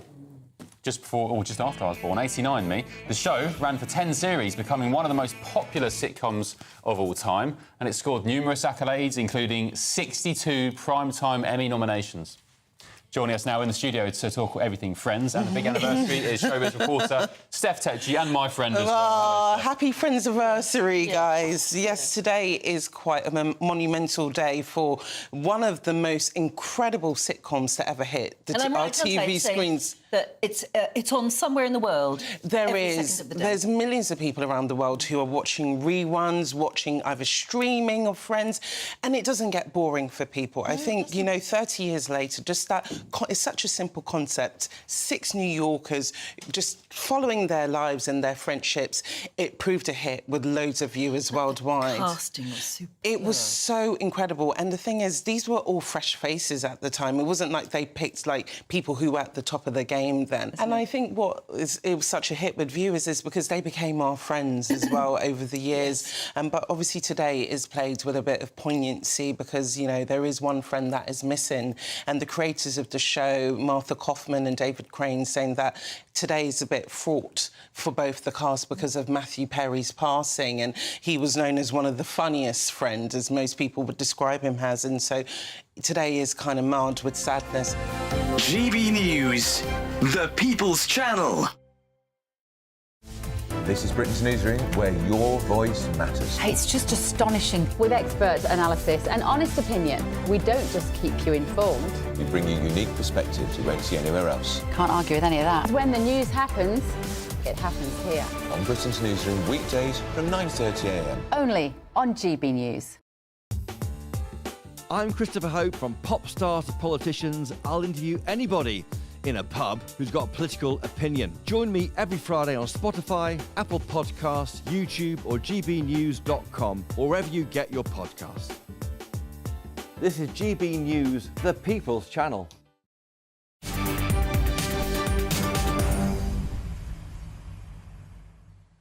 Welcome back, 4:26. I'm Martin Daubney on GB News. Now, let's return now to the breaking news that Tom Tugendhat has been eliminated from the Tory leadership race. And let's get more on that by going back to GB News' political editor, Chris Hope in Westminster Hall. Chris, what's the latest? What you got for me? Hi, Martin. Yeah, I've got reaction here now from the generic campaign source. They're telling GB News this hour Robert is now in prime position to make the final 2. MPs want seriousness and competence. That's why he's won support from across the party so far, from Danny Kruger on the right to Vicky Atkins on the left. So be in no doubt, tonight is a battle for the soul of the right of the Tory party. I can also confirm that Rishi Sunak did not vote in that campaign. He didn't vote in the voting today, which means that Richard Fuller, the party chairman, has voted in it, and that's now happened. That's been, and so I think it's interesting what happens next. Earlier, I spoke to James Cartledge, who's a spokesman for the Kevin Badenoch campaign. James Cartledge, your candidate has momentum. I totally agree. I think actually it's a very good result because she's only one behind Rob Jenrick. Obviously, Tom did a great campaign, but obviously there are 20 votes there that now have to be reallocated. And so my key message is this. I think Kemi's got a really good chance of getting to the final 2. And if she does, my experience is she is overwhelmingly the members' favourite and therefore a really good chance of winning. Why is Robert Jenrick slipping back? He's down from 33 to 31 supporters. You're up, your team is up from 28 to 30. I think that's really important. It's about momentum and progress at this stage, isn't it? I just think that, you know, for all the talk and chatter, as I said when I came out to back Kemi, she's the candidate who's got what we call cut through. She's just got that ability to really, you know, cut through all the noise and communicate those key Conservative principles. And certainly for my membership, what they love about her is the way she's willing to speak her mind, speak her... And yes, sometimes she'll say things that get wrongly interpreted or whatever, but fundamentally she's passionate, she's got energy, and I think she's the future of the party. That's James Cartledge, a former Treasury Minister, now a spokesman for the Kemi Badenoch campaign. And those numbers are so tight. 39 for James Cleverly, 31 for Robert Jenrick, down 2. Kemi Badenoch up 2 at 30. And those key numbers are 20 supporters there for Tom Tugendhat. There's several in there who simply will not vote for either Robert Jenrick or Kemi Badenoch. So it pushes James Cleverly over the 40 mark, which means he will be in the final 2. So I think we can bank James Cleverly in the final 2, Martin. But right now, it's a battle royal between Robert Jenrick and Kemi Badenoch for the right to take on, I think, James Cleverly in the battle to be Tory leader. A battle on the riots to take on James Cleverly. Chris Hope, excellent analysis. As ever, we're back to you soon for more in the show. Thank you. Now, moving on, the rise of antisocial behaviour is causing havoc in Dublin. It's particularly bad on buses, where incidents of antisocial behaviour have more than doubled since 2019. And now the battle to improve safety will see bodyguards placed on bus routes around the Irish capital. Well, joining us now for feedback on this is the president of the Irish Freedom Party and a friend of the show, Herman Kelly. Herman, welcome to the show. Always an absolute delight. We've been covering for many months here on GB News the seeming disintegration of the social fabric in Dublin. Now there are security guards on buses. What on earth's going on? Well, there was, in July of this year, there was a female bus driver who was shot in the face with an air gun in July. So Ireland has moved very quickly from a high trust, low friction society to one where criminality has now, I wouldn't say it's going through the roof, but it's increased very, very quickly. Last year in 2023, the rate of murder almost doubled. Now, this year, according to stats from the Central Statistics Office, extortion, robbery and hijacking has gone up in the first quarter of this year by 18%. Recorded crimes involving weapons and explosives have gone up by 10%. This is like, what's this becoming, like Sweden or something like that there? In 2021, 12 women were murdered. 5 of those were murdered by non-Irish nationals. And I think Ireland is now replicating the trends which we saw throughout Europe. If you allow in large numbers of unvetted males and you don't know who they are, where they're from, do they have a criminal record, well, odds show that it's likely that the crime rate will increase. There have been numerous incidents in over the last number of years of increased thuggery and people being beat up on buses and in public transport. And I think with this female driver being shot, look, action just had to be taken. We've got a picture on screen there, Herman Kelly, from a video which we couldn't show because there's an active police investigation. But there's a bunch of what appear to be non-Indigenous people, shall we say, having a right old tear-up on a bus. Herman, the evidence of security guards on bus drivers, not really about safety on buses, is it? It's about a visible sign that Dublin seems to be falling apart. And time again, people like yourselves, people like Malachi Steenson, who we've got coming in to the show tomorrow, keep saying to the authorities, will you take notice of us? Is there any evidence that the authorities, the police, are getting the message, or are they simply burying their heads in the sand about the impact of immigration on places like Dublin? No. Even in the latest, as they talk about the latest crime statistics, which have increased dramatically, all Drew Horace, the head of the Gardaí, wants to talk about is the increase in arson carried out on these DP centres, like the increase in murder, robbery, theft, like the use of guns and explosives in Ireland. You know what? They refuse to admit, because of political reasons, and the Gardaí and Drew Horace in particularly is very highly politicised under the influence of the Justice Minister, Helen McEntee. They refuse to acknowledge that taking in large numbers of unvetted males from God knows where leads to an increase in crime. But it's ordinary people who have to suffer the consequences.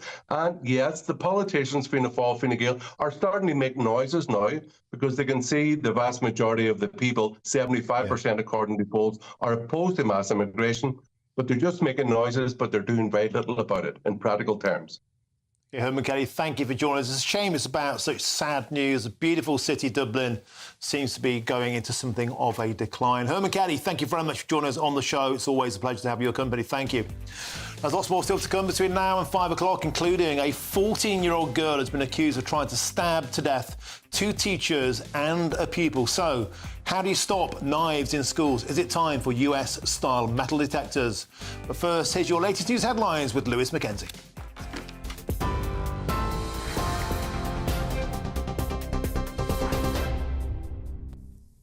Thank you very much, Martin. It's 33 minutes past 4. I'm Lewis Mackenzie here in the GB newsroom.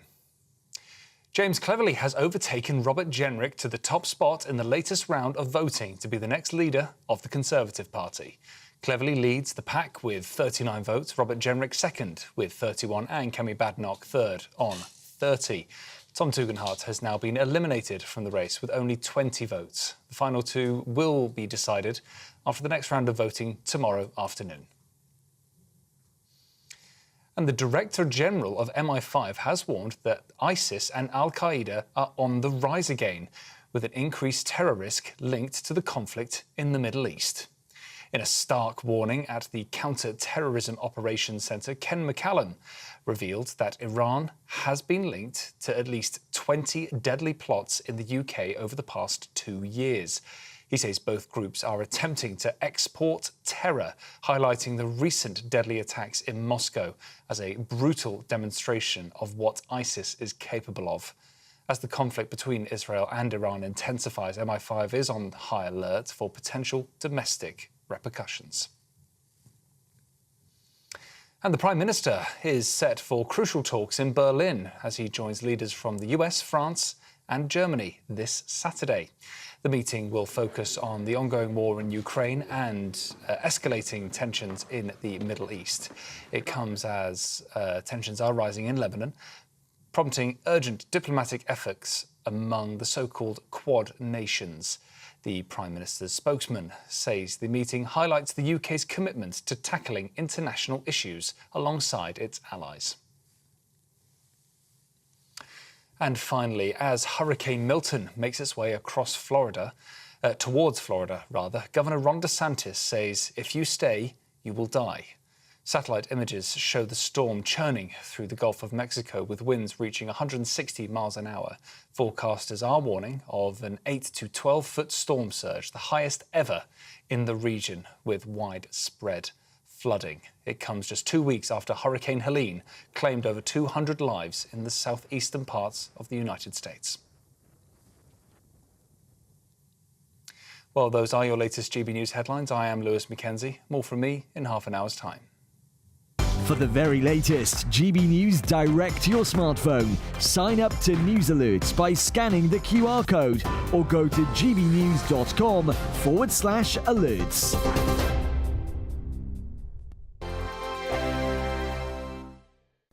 Hello, very good day to you. Here's your latest GB News weather update coming to you from the Met Office on what could be quite a thundery Tuesday for some of us. Yes, there will be some sunny spells around, but also plenty of showers because low pressure is dominating the story, and this low pressure is leading to quite an unsettled, unstable picture across the UK at the moment. It's also bringing some blustery winds, especially in the southwest, but also some strong winds across northern parts of Scotland too.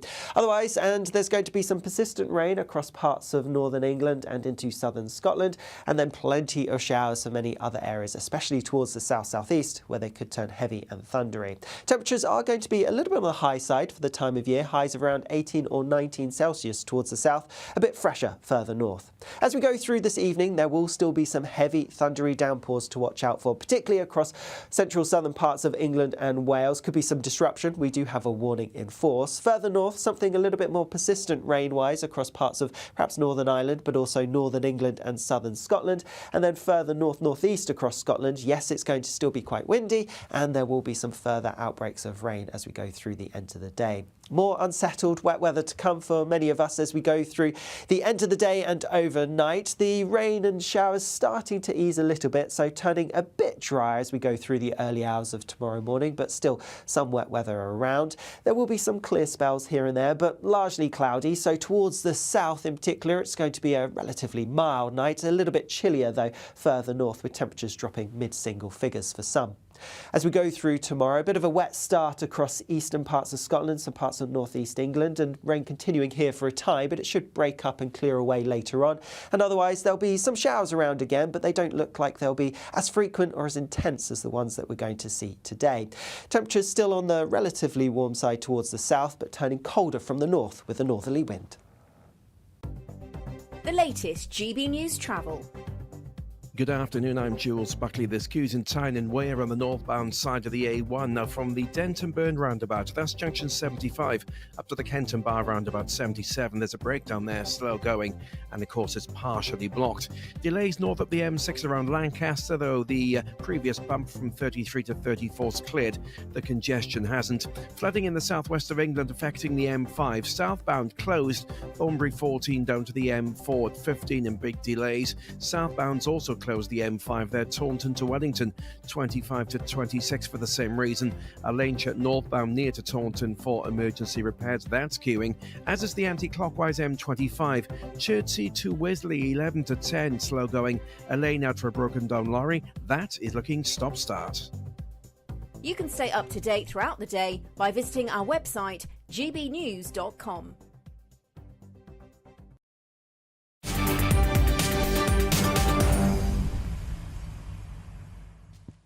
Welcome back. Your time is 4:39. I'm Martin Daubney on GB News. A 14-year-old girl accused of trying to murder two teachers and a pupil has admitted that she'd been carrying a knife to school almost daily since primary school.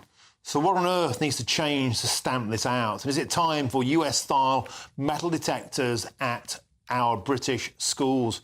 Well, joining me now to talk about this is a head teacher at the St Thomas the Apostle School, Serge Tifai. Welcome, Serge. Always a pleasure to have your company. This is a very, very concerning case, and we all know that there are many, many more cases of knives being taken into school. In fact, a report out just in May, Serge, is saying we are facing a national emergency of knives in school.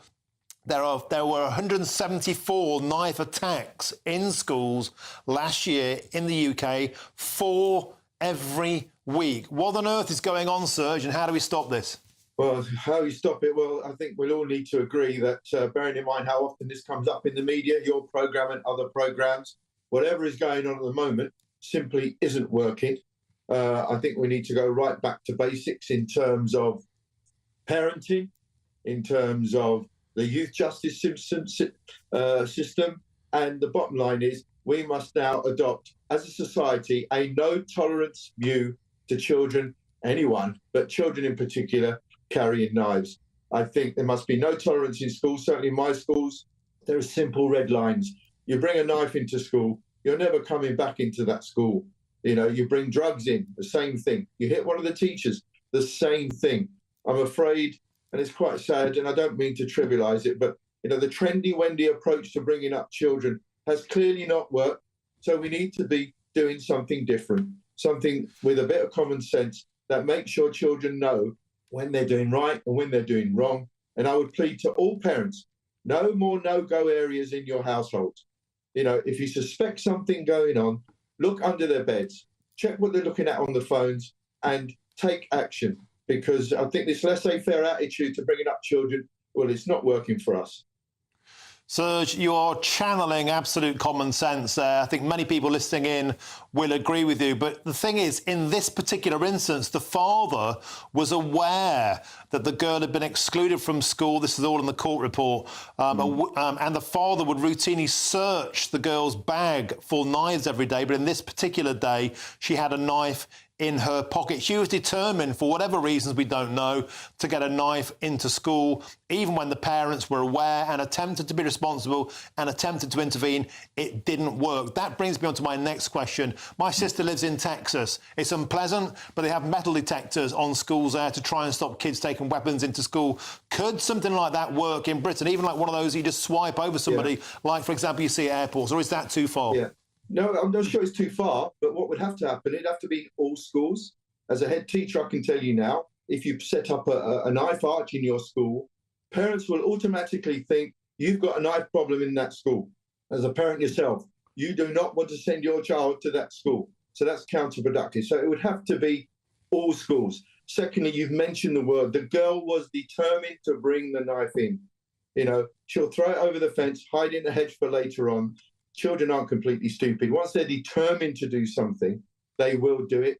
However, what we must determine to do as a society is when these children get caught, we must take action. No more trendy-wendiness about there's an excuse why you did it, you were scared, etc. no tolerance. But as you keep mentioning on your program, and I watch it regularly, you know, this softy approach to crime, especially when it comes to children, has to stop. We must make sure that children know what's going to happen if they want to get up to such nonsense. And it's no good waiting till they're 18 and then bang about. We are setting them up for a life in prison. We must act as early as possible. But as I said at the very beginning, it's our youth justice system that's simply not working. If that parent did everything they possibly could, I mean, it's hard to know. If the dad knew that the girl was carrying a knife, if she's determined enough and ignores her parents, I'm not sure whether this is an isolated case. But you mentioned some of the numbers there. It's quite appalling. But it's very difficult. But we need to start from scratch. And let's get things right from scratch. No more pussyfooting around the fact that some of our kids are going down the wrong road. But Serge, critics will say to you, yeah, but you're gonna put these poor kids into schools where they're excluded. They'll suffer for the rest of their lives. You're damning them to a life of going down the wrong track, and that's because they need to be hugged. They need to be understood. Yeah. We need to get inside their head a bit more. I can see you wincing, but that that's what will be said. Yeah, I know, and I've dealt with these people for 40-odd years, and they don't really care about the kids. You know, they pretend to. Again, I call them the trendy Wendy's. I could think of a couple of other terms that you wouldn't want me to repeat on your programme. You know, I've dealt with these people. They do not care about the children. You know, if they really cared about the children, they'd make damn sure that these children knew that there were consequences to the actions that they are carrying out. And we must all get together. We must stop abdicating our responsibility, bringing up children. And these people, again, I don't know how to describe them properly. You know, they're the last people that need to have anything to do with our children, because all they do is provide excuses for those children to do things again, which means the children grow up not really thinking that whatever they've done, well, it's not their fault. I've been told I've got a label of some kind. My dad's in prison. My mum's an alcoholic, whatever it is. And they are all victims, aren't they? Never mind the person that they might indeed stab. So I've had 45 years of it. You sound like you've had a good deal of it as well. But if we're really serious, about bringing up our children properly, let's get back to basic and make sure these children know the difference between right and wrong. Okay. And when they do wrong, let's make sure they understand there are consequences to their actions rather than treat them like victims. Serge, we've got to leave it there. The headmaster mainlining common sense. Thank you very much. Always a pleasure. Now, apparently Joe Biden surrendered the Chagos Islands because he pushed Britain into it. And a man who asked a question yesterday has just walked in. Mark Francois joins me next. I'm Martin Daubney on GB News, Britain's News Channel.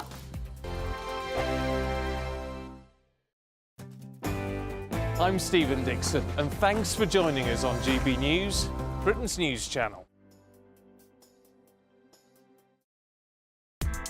Join me, Nana Akweer, for an informative, interactive news programme with a difference. It's fun. No, he didn't say that, Dave.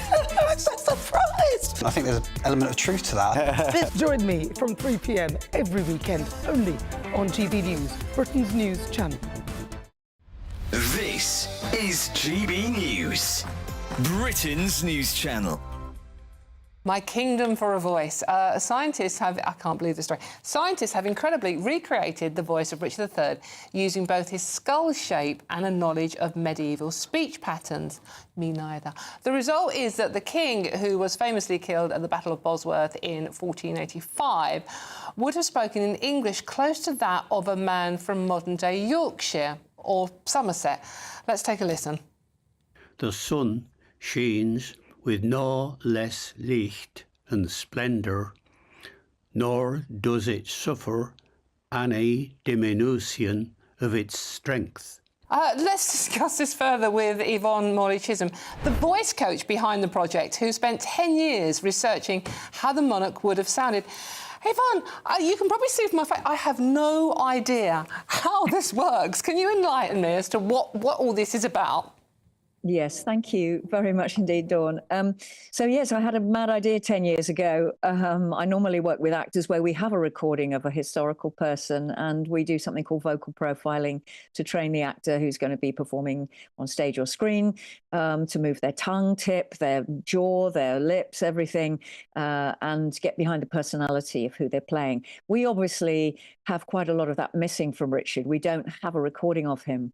but I wondered how far we could go. And a key player in this has been and is Professor Caroline Wilkinson, who over a decade ago created his face, first of all, from his skull.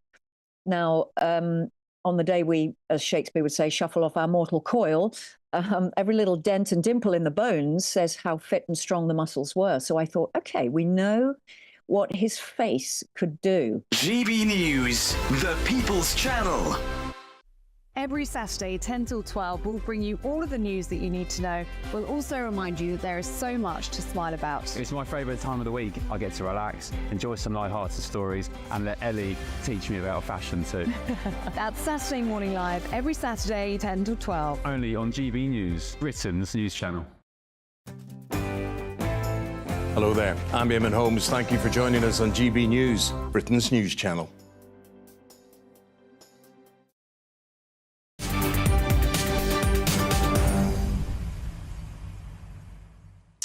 Welcome back. Almost 10 to 5. I'm Martin Daubney on GB News. Now, Joe Biden apparently pushed the UK into giving up the Chagos Islands to Mauritius over concerns that the US would lose control of an important airbase. Well, yesterday, Foreign Secretary David Lammy was heckled and laughed at in the Commons for the government's surrender. After Mauritius elections, the government will move towards treaty signature, and it is then our intention to pursue ratification in 2025 by submitting the treaty and the bill to this House for scrutiny. This is a historic moment, a victory for diplomacy. We've saved the base. We've secured Britain's national interests for the long term. I commend this statement today. But one crucial question that wasn't asked was a basic one. How much will this cost Great Britain? That's exactly what the Conservative MP for Rayleigh and Whitford, Mark Francois, asked the Foreign Secretary yesterday. And Mark joins me now live in the studio. Mark, welcome to the show. Hello. It's a basic question. You're giving this away. At the moment, it's free. In the future, it won't be. What's it cost? You asked Mr Lamb that question. Did you get an answer? No, and I sort of kicked it off, and then others rode in behind, and time and again, he refused to answer the question. We're MPs. We're there to safeguard taxpayers' money. Yeah. So there are two possibilities. One is he actually doesn't know, and with it being David Lammy, that's not inconceivable. Yeah. You know, this is the man who famously thought that, you know, Henry VIII was succeeded as King of England by Henry VII. So option one is he doesn't know. Yep. And option two is he does know, and he's so embarrassed that he won't tell Parliament. And I'm not absolutely sure which is worse. And by the way, I think this, you know, Biden lent on us is all Foreign Office spin. Yeah. But if it were to be true, and I'm not sure that it is, well, we should have had a Love Actually moment and said, no, thank you, sir. But on a serious point, there must have been some sort of financial impact assessment or at least a fag packet maths about what this will cost. Well, he said yesterday, we have concluded a deal. But the government didn't publish the text of a treaty. It's an international treaty, so it would have to be ratified by an Act of Parliament that MPs could debate and ultimately vote on. So if they've concluded the deal, they must have sorted out the money, right? Mm-hmm. Otherwise, the deal isn't concluded. And we're talking about 99 years. And I mean, this is just, it's madness. We're going to give them British sovereign territory to Mauritius for nothing and then have the privilege of renting back our own base. Parliament should at least know what that's going to cost. And crucially, if this was the idea of Foreign Office officials, which it was, how much do you want to bet they think the Foreign Office negotiated it, but the Ministry of Defence should pay for it? Right, I've got a quick minute. Of course, James Cleverly has just romped home in first place in the leadership contest. Who was your man and who do you think could still win this? My man's Robert Jenrick. Yep. I think he can still win. If I may, man, I've seen quite a lot of leadership contests. I remember in 2001, when I'd just come into the House of Commons, IDS famously kept Michael Portillo out of the final by one vote. Ken Clarke had more votes than Ian going in, but Ian won in the end. So Jenrick is currently in the last two. If he gets into the final two tomorrow, which I hope and believe he will, he has every chance of winning in the end. Should the party go back to the centre, or does it need to go to the right? I've got 20 seconds. I think Robert is the man with a plan. I think he's the best guy to defeat Keir Starmer. So I hope and believe that in the end it will be Robert Jenrick. That's my view. Mark Francois, always an absolute pleasure to have you in the studio. Thank you very, very much. Now, still to come, more reaction to that announcement. The final 3 Tory leadership candidates, as Tom Tugendhat is eliminated from the race, even cleverly, on 39 votes. Robert Jenrick putting on 18. Robert Jenrick on 31, going down from 33. Kemi Badenoch on 30, up from 28. Tom Tugendhat eliminated on 20 votes. Those 20 votes all to play for. Where will they go? What does that mean for the battle for the future soul of the Conservative Party? As Mark Francois said, should the party go back to the centre? He reckons not. It should go towards the right. Maybe it's try and take out a certain Mr Nigel Farage. Stick with us. Now here's your weather with Alex Burker.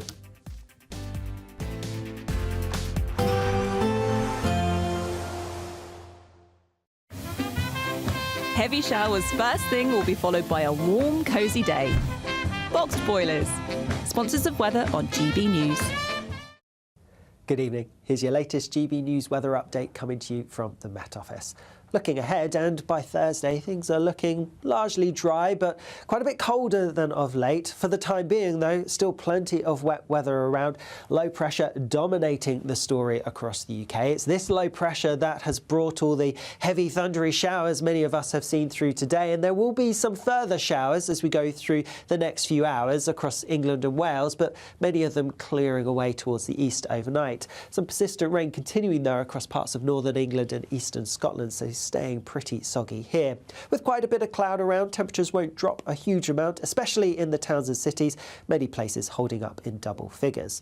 There will be generally fewer showers around tomorrow, but there will be some. In fact, even from the start across far southern parts of England, a few showers quite likely, perhaps a little bit drier across central southern parts of Wales and the Midlands for a time, but further north, northern England, plenty of wet weather around, some outbreaks of rain which could be quite heavy, and more persistent rain affecting eastern parts of Scotland. A very soggy start to the day here. As we go through the day, the rain across parts of Scotland and northern England will continue for a time, but it should start to break up as we go through into the afternoon and early evening. Elsewhere, a scattering of showers around, not as many as we've seen through today, and they're not looking quite as intense, less likely to have the odd rumble of thunder, but still some heavy ones possible. And temperatures in the north starting to drop down as we get a northerly wind making its way across the country. That northerly wind then will push its way southwards across pretty much the whole of the country as we go through Thursday, and so that means it is going to be a chillier day, but much fewer showers around. In fact, it's looking largely dry. Yes, some showers around coastal parts, but many places having a dry day on Thursday and sticking with that drier theme until the weekend. Bye-bye. A chilly start will give way to a lovely, warm afternoon. Boxed heat pumps, sponsors of weather on GB News. The latest GB News travel. Good afternoon, I'm Jules Buckley. Still queuing on the southbound M1 past Cargate, junction 41. There was a breakdown there, that's been cleared. The congestion's still in evidence. Issues in Gloucestershire. The southbound A417 closed from the Air Balloon roundabout down toward the Cowley and Brimsfield roundabout. There's been a multi-vehicle bump, and that's causing queues northbound as well. Somerset, southbound M5, Taunton to Wellington. Junction 25 to 26 remains closed off. Queues on the approaches, there's flooding there. On the northbound side, near to 25 for Taunton, that's queuing too. That's down to emergency barrier repairs. And staying in Somerset, the A358, there's flooding between Peasmarsh and Donyat, so the A358 currently closed in both directions, queuing too on surrounding routes there. And for now, that's the latest. You can stay up to date throughout the day by visiting our website gbnews.com. You really could be our next big winner with an incredible £36,000 in tax-free cash in your bank account. But what does it feel like to be a Great British Giveaway winner? So I just text as you do and then forgot about it. Well, I didn't believe it at first. I just thought, somebody's trying to wind me up. You never expect to win something like that. Definitely get you interested. If I can win it, anybody can win it. For another chance to win £36,000 in tax-free cash, text CASH to 63232. One entry costs £2 plus one standard standard network rate message or text BONUS to 63232. 5 entries cost £5 plus 1 standard network rate message. You can enter online at gbnews.com/win. Entries start from just £2 or post your name and number to GB08 PO Box 8690 Derby DE1 9TT. UK only. Entrance must be 18 or over. Lines close at 5 p.m. on the 25th of October. Please check the closing time if listening or watching on demand. Good luck. Join me, Camilla Tominey, for a frank and honest discussion with those in power that cuts through the spin and gets to the heart of the issues shaping our nation. You haven't confirmed that you want to stand as leader, but you haven't ruled it out either. This report basically says that he's not fit to stand trial. Is he indecisive? Incompetent? I deliver the dose of reality Westminster needs. That's the Camilla Tominey Show at 9:30 every Sunday on GB News, the People's Channel, Britain's news channel. I'm Christopher Hope. And I'm Gloria Di Piero, bringing you PMQ's live here on GB News. Whenever Parliament is in session on a Wednesday at midday, we'll bring you live coverage of Prime Minister's questions. We'll be asking our viewers and listeners to submit the questions that they would like to put to the Prime Minister, and we'll put that to our panel of top politicians in our Westminster studio. That's PMQ's live here on GB News, Britain's news channel.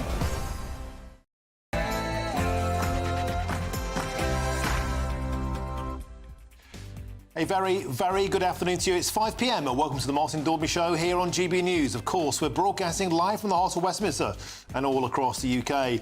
On today's show, 4 has now become 3 as Shadow Security Minister Tom Tugendhat is dramatically eliminated from the Conservative Party leadership race. And we'll get reaction to this news from our political editor, Chris Hope, live there in Westminster Hall. And the European Court of Human Rights is under fire today on 2 counts after it allowed an illegal Albanian immigrant to remain in Britain to be with his Lithuanian wife, who he got pregnant, so Article 8 protected his human right to a family life. Welcome to modern Britain. And secondly, 3 SAS veterans have blasted the ECHR, saying it is hounding our betrayed military heroes over allegations of historic wrongdoings. I'll be joined by a former SAS hero to ask him: the ECHR protects illegal immigrants and prosecutes national heroes. Is it time to bite the bullet and scrap the ECHR? And in a short while on today's show, I'll be joined by Michael Levi, an Israeli whose brother was kidnapped and his sister-in-law executed by Hamas terrorists on October the 7th last year. In his tireless quest to free his enslaved brother, Michael has met with over 50 presidents and global ministers and has even prayed with the Pope. And a top university professor has claimed it takes students an astonishing 3 weeks to read a single book because they simply do not have the attention span. To discuss the terminal decline of reading and perhaps even human intelligence, I'll be joined by an author who sold a few books himself, in fact 325 million of the things. That's the legendary Sir Geoffrey Archer, and that's all coming up in your next hour.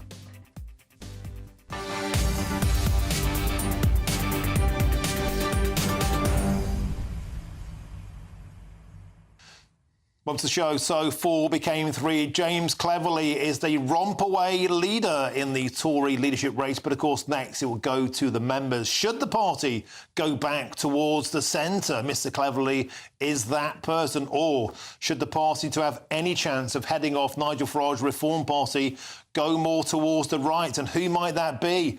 Robert Jenrick lost 2 votes, slipping behind, losing momentum. Kemi Badenoch gaining 2 votes. Is Kemi the future of the Conservative Party? What would you like to see? Or does none of this matter? Is the Tory party a spent force? I need to stand aside for Nigel Farage's Reform Party. Let me know your thoughts on this crucial question. gbnews.com/your say. But now it's your headlines, and here's Lewis Mackenzie.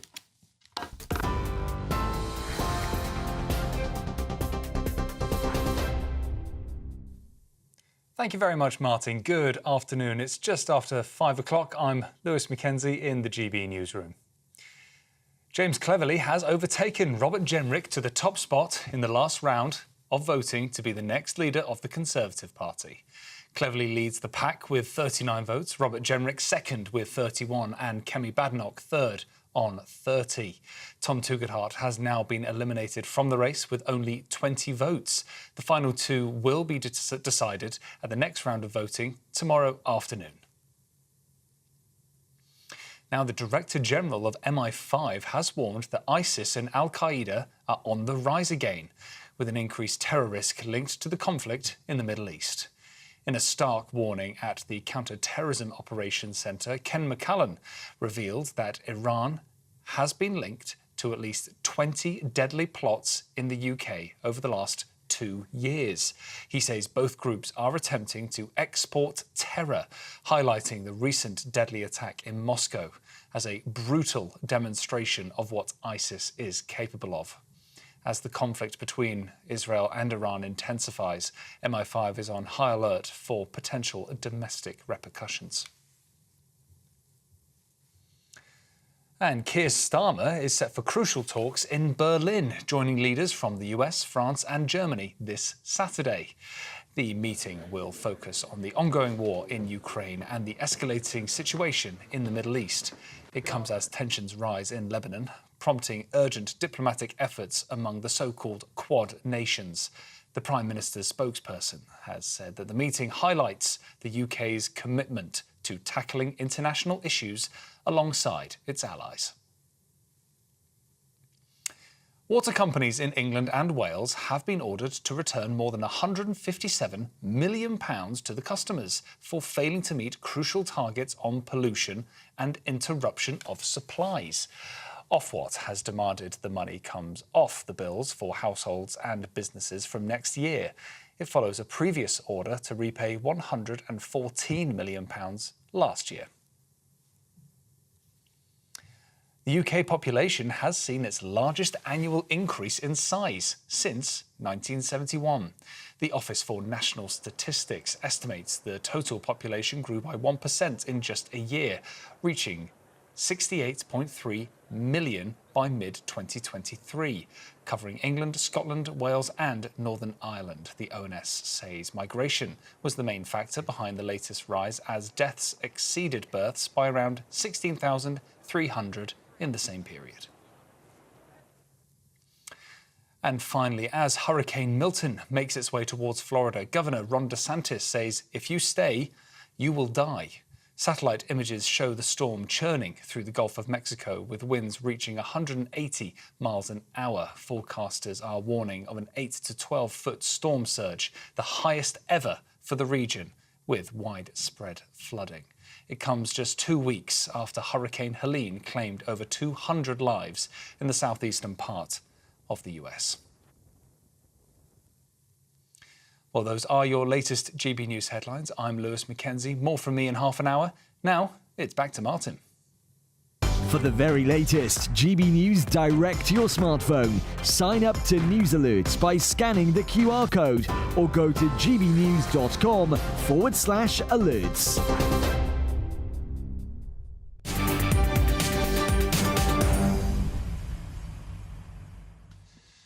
Thank you, Lewis. Now, earlier on this afternoon, Tom Tugendhat was eliminated from the Conservative leadership race, meaning the quartet of candidates has now become a trio. Let's remind ourselves of the moment that the result was announced. And declare the result of the third ballot in the leadership contest. 120 votes were cast, and the votes for each candidate were as follows. Kemi Badenoch, 30. James Cleverly, 39, Robert Jenrick, 31, and Tom Tugendhat, 20. So as a result of that ballot, Tom Tugendhat is eliminated from the contest. Well, let's get more now on that dramatic news with GB News' political editor, Chris Hope, who joins us live from there in the Palace of Westminster. Chris, a dramatic surge forward for James Cleverly, putting on an astonishing 18 votes. He's the man who surged into first place. Robert Jenrick, the wheels are wobbling somewhat on his campaign. Kemi Badenoch putting 2 on. What's the latest? Hi, Martin. Yeah, welcome back here to the historic Westminster Hall, which has seen its own fair share of drama over the centuries, and a bit of that has been added tonight by the third round of voting in the Tory leadership contest. That's right, James Cleverly has surged ahead with 18 more supporters. That means he looks like he's hoovered up all of the 16 that went to Mel Stride in the previous round and taken a couple more from others. I'm not even sure that the team around James Cleverly know where they've come from.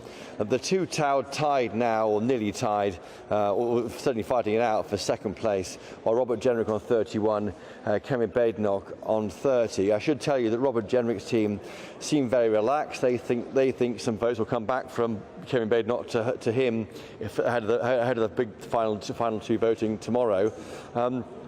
He's hosting a drinks party somewhere away from Westminster tonight, as he wants to project a calming influence. But he is slipping back. He's lost the support of two MPs, and Kemi Badenoch, his rival for the right, has gained two. So tonight in Westminster, it's all about a battle for the right wing of the Tory party. Can MPs unite around one of these two candidates to take on James Cleverly from the more centrist part of the party in the final two? Kemi Badenoch has said it's a tight race. I'll keep fighting for every vote. It's also clear from every independent poll and survey that the support for me is surging, and James Cleverly, for his part, says that the job is not finished. I'm excited to keep spreading our positive Conservative message. A Robert Jenrick campaign source tells us tonight that they think is in prime position to make the final two. MPs want seriousness and competence, and that's why he's won the support, they say, from across the party, from Danny Kruger on the right to Vicky Atkins on the left. So right now, a real battle, as this battle to present members with two candidates comes to a head. And what happens next, Chris? There's horse trading, there's all this drinks party, there's the whining, there's the dining, there's the schmoozing, perhaps there's the arm bending as well to try and get people rallying behind their candidate. And a repeat performance tomorrow, same time, same place, right, Chris? So then we'll be announcing the final two. And at that point, Chris, maybe the bigger question is this: what's the fork in the road the Conservative Party should go down? Will it be to the more back to the centre with someone like Mr Cleverly, or will it be going to the right with Mr Jenrick or Miss Badenoch? Because Nigel Farage has nicked 4 million votes off the party, as well as the two finalists tomorrow. The party itself, Chris, has got a big question to ask itself.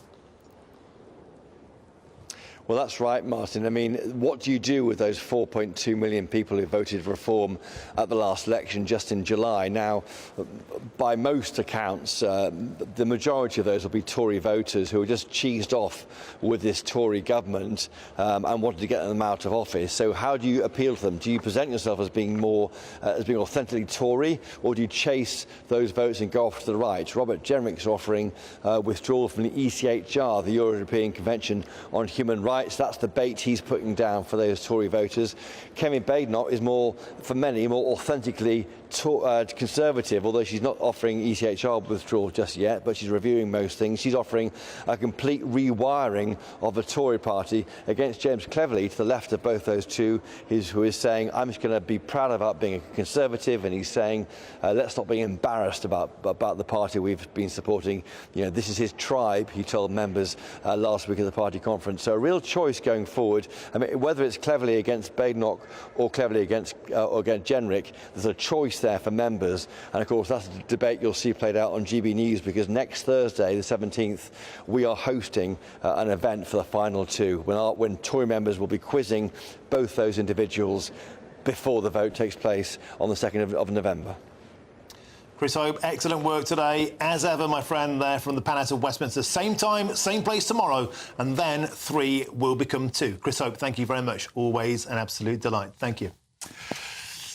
Now, moving on, just over a year ago, in fact, on October the 7th last year, yesterday, Daniel Levi attended a music festival, and that's where Hamas terrorists executed his wife, the mother of his 3-year-old son, in front of his very eyes. And they kidnapped all to Gaza where he remains to this day. Now, joining us now is his brother, Michael Levy, who hasn't stopped his campaign to try and bring his missing brother home.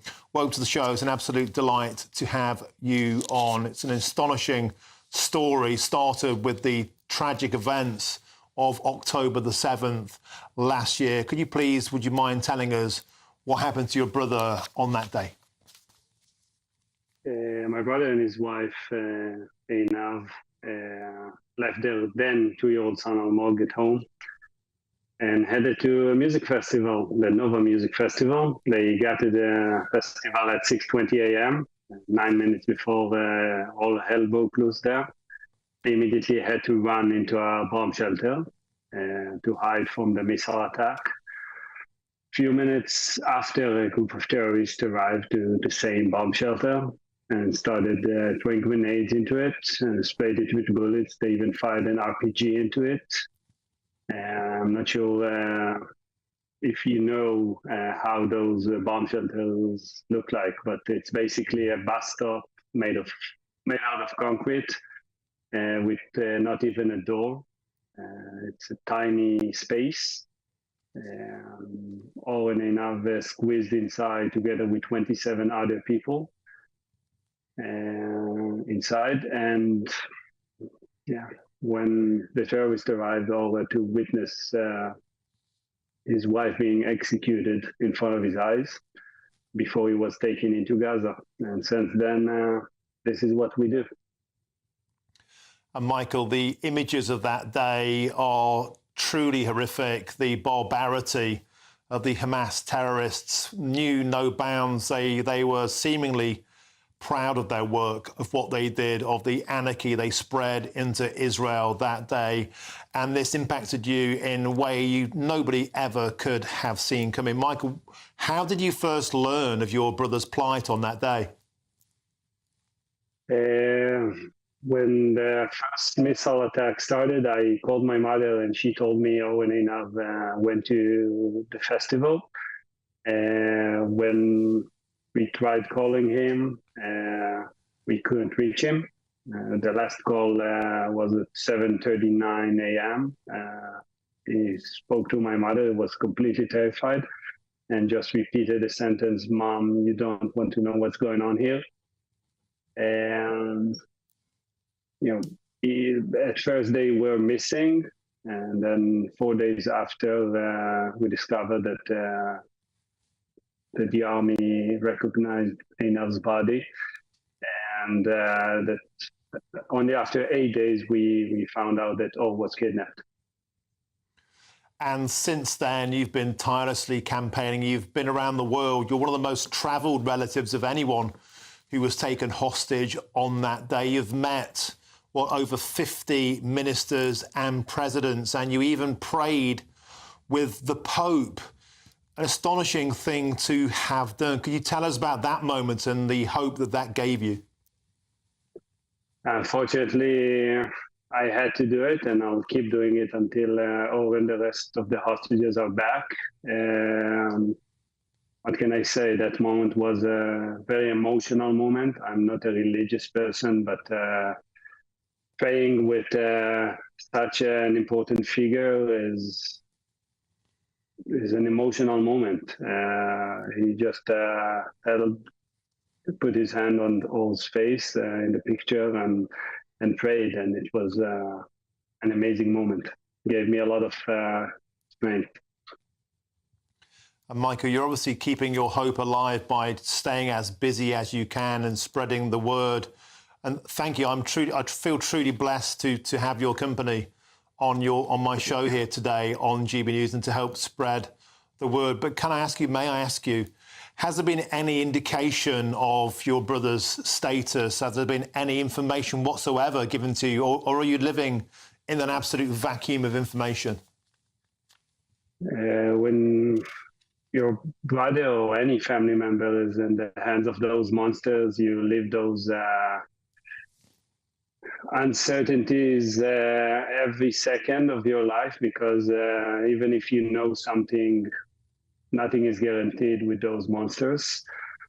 But unfortunately, all we know is that all was taken alive and that he wasn't severely injured. And the IDF assumes that he's still alive. And that's all we need. And may I ask you, Michael, as well as travelling and as well as spreading the message and as well as speaking to world leaders and getting the hope there, what else gives you hope? Do you feel that you have a connection with your brother? Do you find yourself like talking to him? First of all, when I look at Almog, their 3-year-old son, I get all the hope and strength I need. But yes, I often speak to all and think about him, and I know he can feel that we are here doing everything that we can in order to bring him back, and he knows us. He knows that we won't give up, and we will turn the world upside down if needed to get him back.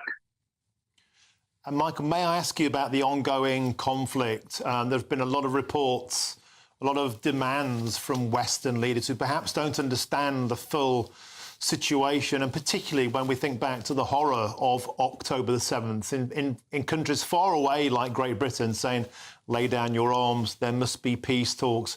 And yet, in your position, Michael, the thought that your brother could be in a subterranean tunnel inside Gaza, what's your take on the ongoing conflict? Do you want Israel to press on? I keep telling those leaders, those foreign leaders, and everyone who thinks like this, that I'm with them. I also want peace. I also want my girls to grow up in peace here. But for this to happen, the hostages must come back.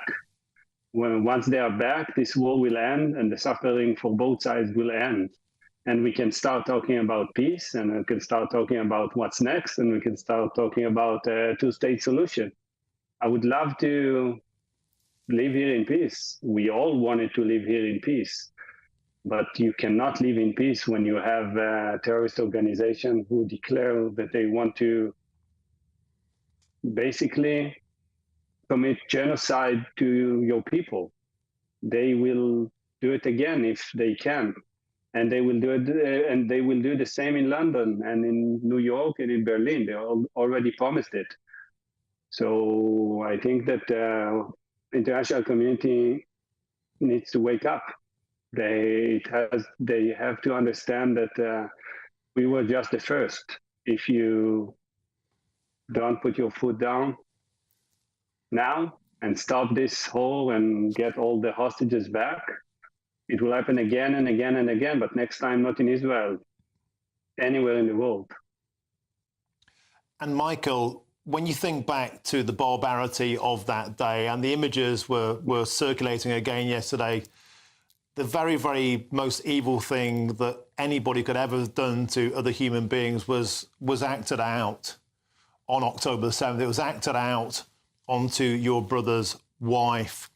And yet, Michael, you still believe in your heart that these people are capable of compassion, are capable of admitting that they have to hand these hostages back. What gives you that hope to carry on? As I said, I have a 3-year-old nephew who already lost his mother and needs to grow up with his father. And I will not rest until his father is back with him. It's as simple as that. And a final question, if I may intrude, if you could in any way get a message to your brother, what would you say? I want him to know that we are strong. We will keep Almog safe and happy, and we will do everything to bring him back. Michael Levy, it's been an absolute pleasure and a privilege to talk to you. And I really sincerely and truly wish you the very, very best of luck, and I wish you peace in your life and your endeavour and your amazing mission to try and get your brother returned home safely to you. Thank you for joining us today on GB News here in London. Thank you so much. I know the audience watching will be very, very much on your side. God Almighty, you just cannot imagine, can you, what goes on? Thank you, Michael. Thank you for joining us on GB News.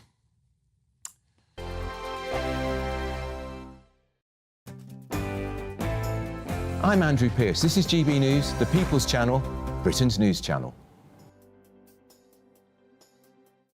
In the GB Newsroom, we bring you the news as it happens. With our team of dedicated journalists across the UK. We're ready to keep you up to date with what's happening every half an hour, every single day. Bulletins here on GB News. The People's Channel. Britain's news channel. GB News Breakfast. Every day from 6 a.m. And we've got a treat, not only to have you here, but you've brought loads of exclusives for us this morning. Well, your chat with Robert Jenrick. Just for you, Ellie. Robert Jenrick, of course, is the front runner to be Tory leader. He is now, yeah. Amongst Tory MPs, yeah. And he's been talking to us for my podcast, Chopper's Political Podcast, about immigration, about criminals being released from prison. Also, really importantly, most importantly, some would say. Yeah, biscuits. Now, biscuits. He was. I should explain to viewers. Robert Jenrick, during the COVID pandemic, had to pull together a hamper of goods for those isolating, and he put in a special biscuit. Yes. Here's what he had to say on the podcast. Before we move on to the future and what your plans are, your biggest achievement in government, what do you reckon it was? I know what it was. Well, you go first. Yeah, custard creams. I thought you were going to say that I saved a penny. That was another one of our campaigns, yeah. But custard creams, briefly, I mean, you were the community secretary. You had to provide food boxes during the COVID pandemic, and what did you put into those food boxes? Custard creams, the people's favourite biscuit. What else is there? The people's favourite biscuit. Now, across the country... Yeah, well, Aidan.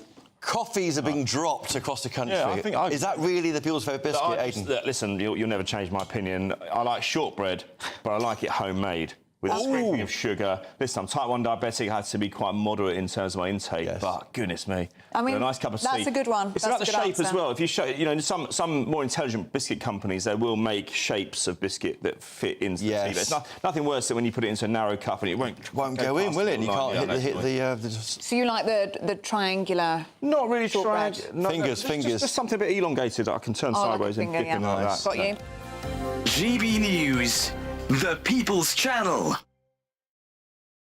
We're proud to be GB News, the People's Channel. And as you know, we always love to hear your views. Now, there's a new way of getting in touch with us at gbnews.com/yoursay. By commenting, you can be part of a live conversation and join our GB News community. You can even talk to me, Bev Turner, or any of the members of the GB News family. I'm Bev Turner. Thank you for joining us on GB News, the People's Channel, Britain's news channel.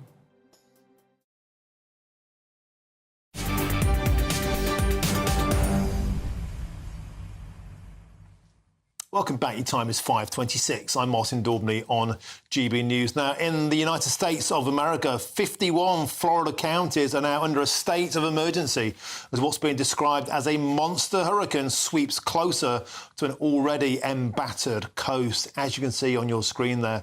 And it comes just 2 weeks after Hurricane Helene claimed over 200 lives in the US. And joining us now from the scene is a resident in Florida, Aaron Pilkington. We got live pictures there of what you can see on your screen of the evacuation because, of course, Governor Ron DeSantis in Florida said it's time to leave Florida now or die. Now, let's go to our guest, Aaron Pilkington, who joins us from Florida. Aaron, welcome to the show. Hey, so it seems relatively calm behind you there, my friend. I want to know, how close are you to the storm, and what are you doing? Are you getting out?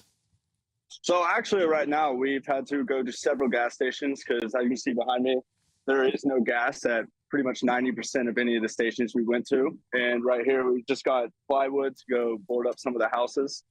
And with that, we went to 4 or 5 different places to get plywood. So right now, everybody's just in a frenzy trying to, get all their ducks in a row and make sure they're safe. But from the most part, I'm seeing that most people are evacuating right now. And yeah, it's quite the event here. So as far as the plywood goes there, Aaron, I'm assuming you're going to batten down the hatches to stop your windows getting caved in. What, is that of your home? Is that of your business? And then are you going to go inside and try and take shelter? Or are you going to batten down the hatches and try and evacuate? Well, it's actually a Airbnb it's a property near the beach. Well, we actually stay downtown, so we're going to be staying there for the hurricane, but we're just taking preparation here, moving everything inside the house and trying to board all the windows up. If you run through the neighborhood, since we just got hit last week with a hurricane, pretty much all everybody's appliances are out in their front yard. So it's going to be a devastating effect with getting hit by 2 hurricanes back to back. And so, Aaron, could I ask you, in terms of the geography, just for British viewers, like whereabouts are you on the Florida Peninsula? Where is the hurricane due to land? How near to you are that? And how bad is it expected to be in your area? Yeah, so we're in downtown St. Petersburg. So the hurricane, from the last that I heard, is coming towards either St. Pete or Sarasota. I'm not exactly sure where it's going to make landfall, but if it does make direct contact with St. Petersburg, it's going to be extremely bad. A lot of the houses are probably going to be wiped off. But yeah, so we're right next to the ocean, and I assume most of the houses that are on the beach are not going to, it's going to be a bad scene for them. But we are in the dead center of where this hurricane is supposed to hit.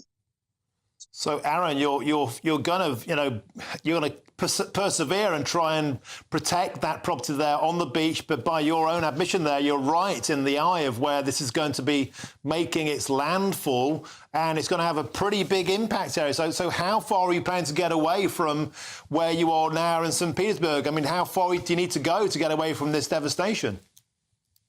Well, most of the people I know, they're planning on going to Georgia, up to North Carolina. Me, I'm staying right here. I'm not going to leave. We're going to see how this goes. And yeah, our apartment that we live in is hurricane resistant up to Category 5. So I think we're going to be fine. It's more of the power outages and not having access to go anywhere that might be the issue later on. And Aaron, we've heard here that Ron DeSantis, the Florida governor, is saying leave now or die. You're not doing that. You're staying put. Could I ask you, Category 5 hurricane protection, what does that mean? What, you got some kind of nuclear bunker down there?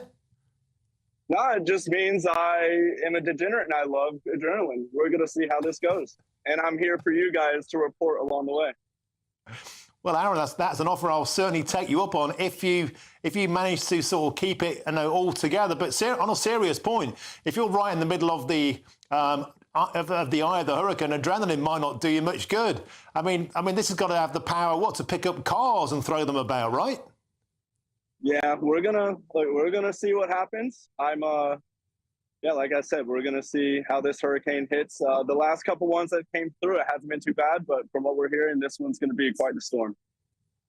So what we need to do is make sure you stay safe, make sure you get some footage, and get it through to us here at GB News. We'll be making sure that we stay on your team. Aaron, what kind of provisions have you got in? Are you going to knuckle down? You got a few beers on the go, or what? I mean, you seem like you're having a bit of a party.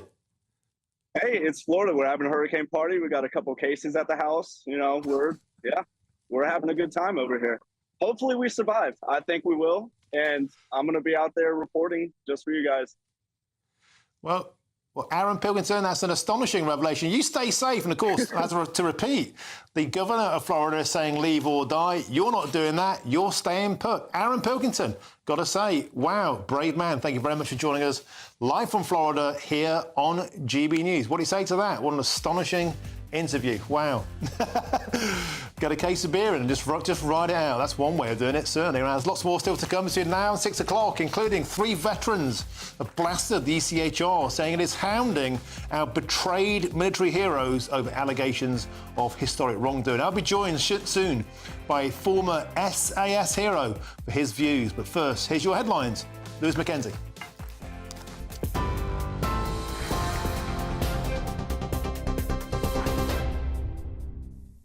Thank you very much, Martin. Good afternoon. It's 5:30. I'm Lewis Mackenzie here in the GB newsroom. James Cleverly has overtaken Robert Jenrick to the top spot in the latest round of voting to be the next leader of the Conservative Party. James Cleverly leads the pack with 39 votes, Robert Jenrick in second with 31 and Kemi Badenoch in third with 30 votes. Tom Tugendhat has now been eliminated from the race with only 20 votes. The final 2 will be decided in the next round of voting tomorrow afternoon. And the Director General of MI5 has warned that ISIS and Al-Qaeda are on the rise again, with an increased terror risk linked to the conflict in the Middle East. In a stark warning at the Counter-Terrorism Operations Centre, Ken McCallan revealed that Iran has been linked with at least 20 deadly plots in the UK over the past 2 years. He says both groups are attempting to extort terror, highlighting the recently deadly attacks in Moscow as a brutal demonstration of what ISIS is capable of. As the conflict between Iran and Israel intensifies, MI5 is on high alert for potential domestic repercussions. Keir Starmer is set for crucial talks in Berlin, joining leaders from the US, France and Germany this Saturday. The meeting will focus on the ongoing war in Ukraine and the escalating situation in the Middle East. It comes as tensions are rising in Lebanon, prompting urgent diplomatic efforts among the so-called Quad nations. The Prime Minister's spokesperson says the meeting highlights the UK's commitment to tackling international issues alongside of its allies. And finally, as Hurricane Milton makes its way towards Florida, Governor Ron DeSantis says, if you stay, you will die. Satellite images show the storm churning through the Gulf of Mexico, with winds reaching potentially up to 180 miles an hour. Forecasters are warning of 8 to 12-foot storm surge, the highest ever for the region, and widespread flooding. It comes just 2 weeks after Hurricane Helene claimed over 200 lives in the southeastern part of America. Well, those are your latest GB News headlines. Now it's time for your finance. For the very latest GB News direct to your smartphone, sign up to News Alerts by scanning the QR code or go to gbnews.com/alerts. Cheers Britannia Wine Club proudly sponsors the GB News Financial Report. And here's a quick snapshot of today's markets. The pound will buy you $1.3104 and €1.1937 euros. The price of gold is £2,009 and 5 pence per ounce, and the FTSE 100 is at 8,204 points. Cheers Britannia Wine Club proudly sponsors the GB News Financial Report.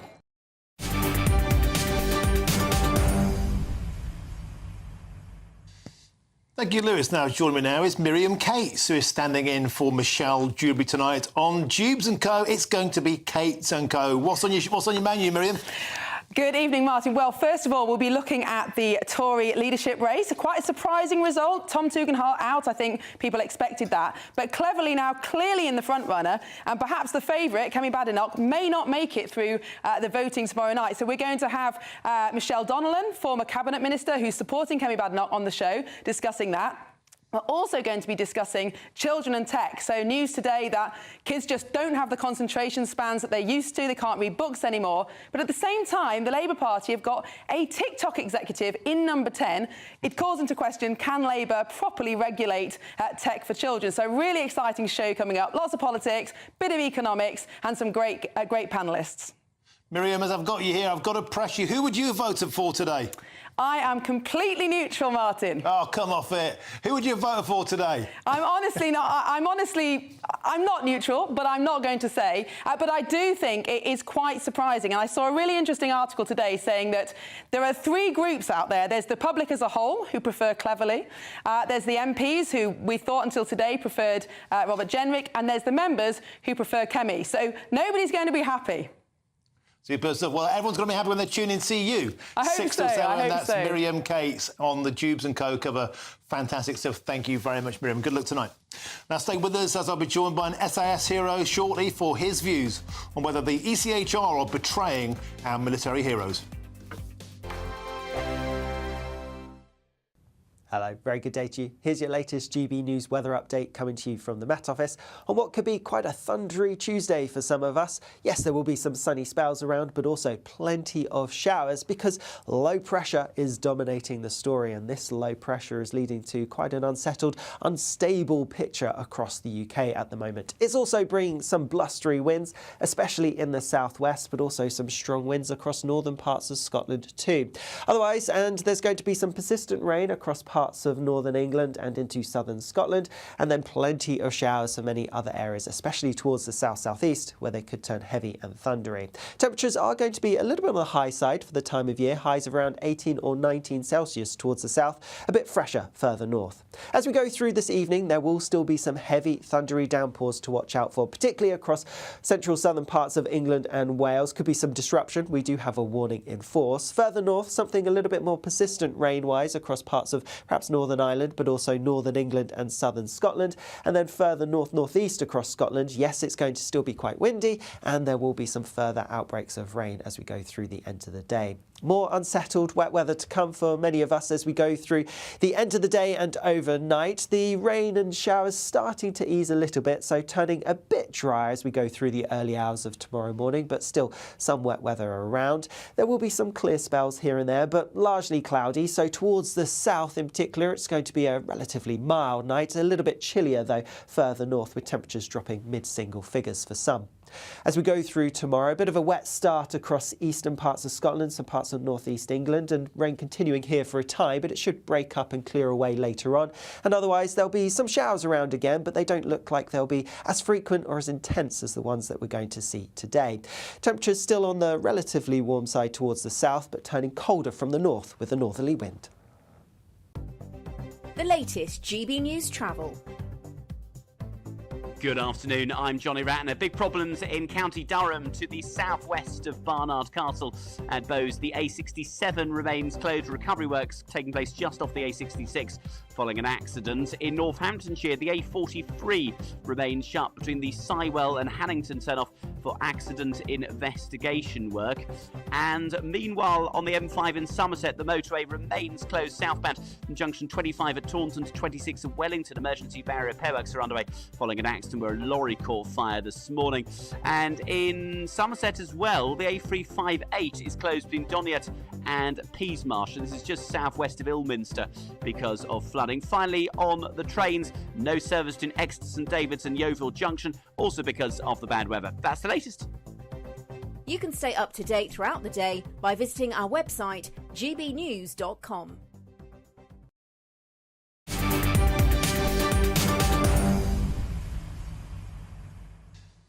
Welcome back. Your time is 5:40. I'm Martin Daubney here on GB News. Now, 3 SAS veterans have blasted the ECHR, saying it is hounding our betrayed military heroes over allegations of historic wrongdoings. Now, the ECHR seems to protect illegal immigrants and prosecutes national heroes. Is it time to scrap this dratted bill? Well, joining me now to discuss this is a military veteran and former SAS operative, Matthew Hellier. Matthew, welcome to the show. It's always an absolute delight to have your company, a man I've got huge admiration for. Here we go again. It just seems to always be the case, Matthew, that the government, particularly the weapons in terms of the human rights legislation, is now being turned upon our own citizens, particularly those who risked their lives, gave their everything, put themselves at great personal risk, made decisions in split seconds in battlefield conflicts. Normal people can't understand that kind of pressure.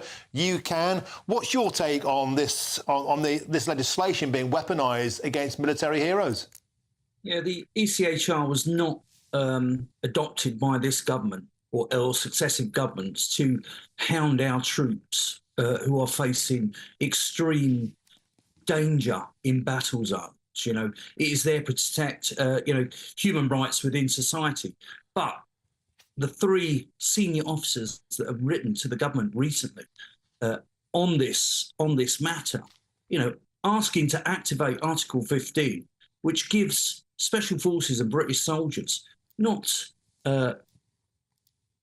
anonymity from prosecution, but they're giving us the right tools, the right methods to work and be able to act on behalf of the government in dangerous war zones without the threat of being prosecuted every time we come home.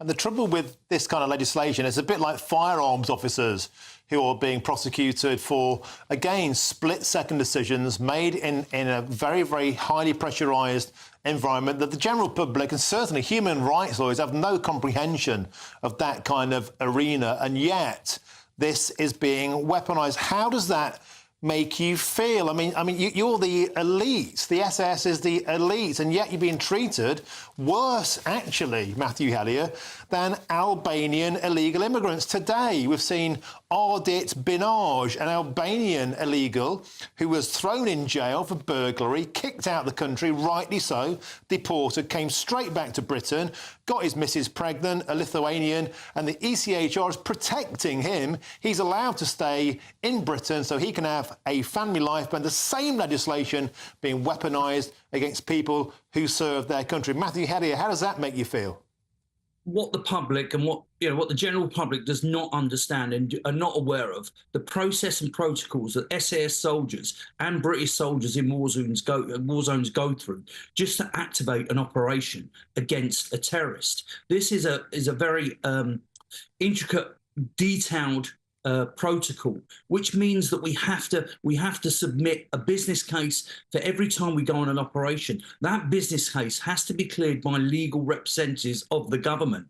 And then once the process, it could take up to 2 weeks, sometimes longer, for us to actually get on the ground. When we get on the ground, we think we are acting within the laws and the regulations that the British government was put upon us. These young soldiers, even the SAS guys, are carrying a lot of weight on their shoulders. You know, they face death and destruction each day just to uphold this government's policy, you know, the policies that we're sent to war and we're put in conflicts to uphold. This process, you know, what is happening now with the ECHR is that it's disregarding all of the legal cases that we put in to actually put our boots on the ground. And they're going to prosecute us when we come back of these operations. It's just ludicrous, absolutely ludicrous. We need to activate Article 15 now. It's an astonishing revelation that you tell me there. So when you go down, boots on the ground, you've got a target, it's been signed off by the very highest lawmakers in the land, it's been signed off by the MOD, it's been signed off by the Prime Minister, presumably, it's been signed off by lawyers. You're going down, boots on the ground, you think, Matthew, you've got belts and braces legal cover, you do your job, you risk your life, only to find out later on, sometimes years later on, actually, they change their mind. They might throw the book at you. Matthew Hellier, it's an utter disgrace. Complete disgrace. You know, we need to support our troops. We don't need to persecute them and chase them. You know, we've had China that's just been done for falsifying claims against British soldiers. This is becoming a trend. It's not a very good trend. Successive governments need to stop this, or they've been, you know, activating this. We need to stop this now. This trend needs to stop. We need to support our troops. We need to give them, you know, the support and the courage that they show on the battlefield. This needs to end. And Matthew, in a word, could I ask you, do you think it's time to ditch the ECHR? I mean, it could be, but if we don't need to ditch it, then of course we don't. That's why Article 15 sits in the ECHR, and that's why 3 senior officers of the Special Air Service have written to the government asking for this to be activated. How easy is that? The general public do not want to see British soldiers victimised and then put in courts of law for stuff that they thought was right and we've already fought a legal case against. They want to support our British soldiers. By supporting British soldiers, by activating the Article 15, this will get our recruitment and retention.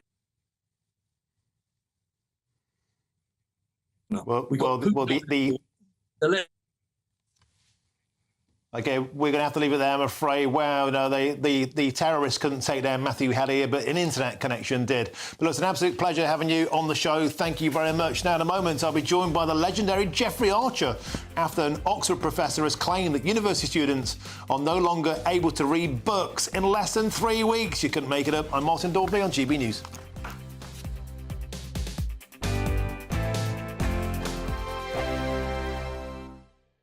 Hi there, I'm Michelle Dewberry and I'm going to take a second to tell you all about my show, Dubes & Co. We start off with the issues of the day. We then bring in both sides of the argument. We get rid of the disrespect. And then you throw me into the mix. And trust me, I'll tell it exactly how it is. And then, of course, the magic ingredient, you at home. We mix it all together and what have we got, in my opinion, the best debate show in town. Monday to Friday, 6 till 7 on GB News, Britain's news channel.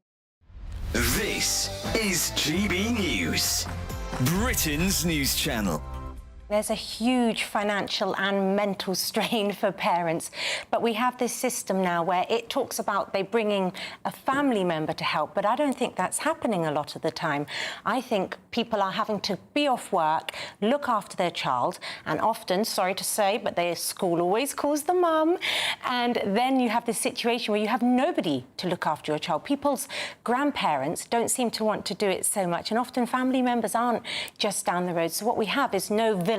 And I think it's really important when you have a child that you need that village. Are children getting more sicker than they used to be? Or is it just that we take the odd sniffle a bit more seriously now since 2020? Yes, I do think the odd sniffle can be. I know in my school they say 3 days away, you know, the slightest little thing, and it's like... If you have a cold? Yeah, no, please, go in, yeah. And 3 days off if you have a cold for a child, and we wonder why all these parents aren't at work. I think some of these figures about people who could be working and aren't working, they're not necessarily on benefits, but some of them will be people who, during the pandemic, particularly parents, decided to get a different work-life balance. They quite liked being at home, and they realised the children are benefiting from it. Do you think those people are in these statistics, Annette? Of people staying at home with not working? Who decided to not go back to work of working age? Yes, I think a lot of people don't want to go into an office anymore either. They've had that little bit of freedom and they're like, I'm not going in.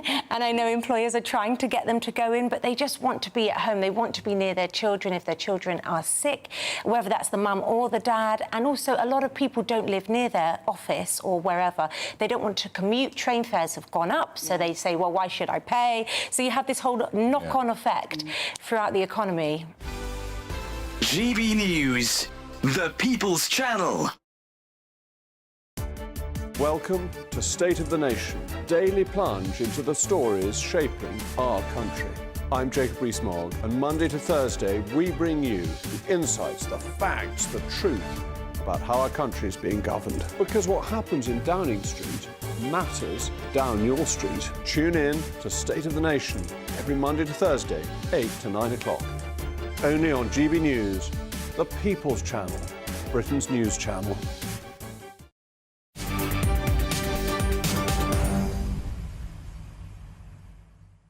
Welcome back. It's 10 to 6. Now, here's one for you. Do we have a generation of complete and utter idiots?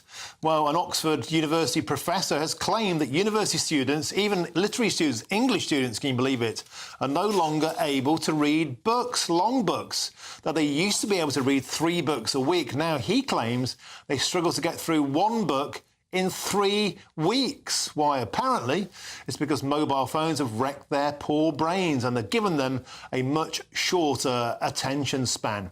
Well, let's discuss this now with a literary legend. That's the best-selling author, Sir Geoffrey Archer. Sir Geoffrey, welcome to the show. An absolute pleasure to have your company on this afternoon. Thank you very much indeed. Good to be on the show. I say, so we have an audio link to you. Could you comment on the fact that, I mean, what's going on with students? They're meant to be the most educated in the land. Oxford University literary students, they can't even manage to read a single book. Now, you've sold 320 million books in your time. What on earth's going on with them?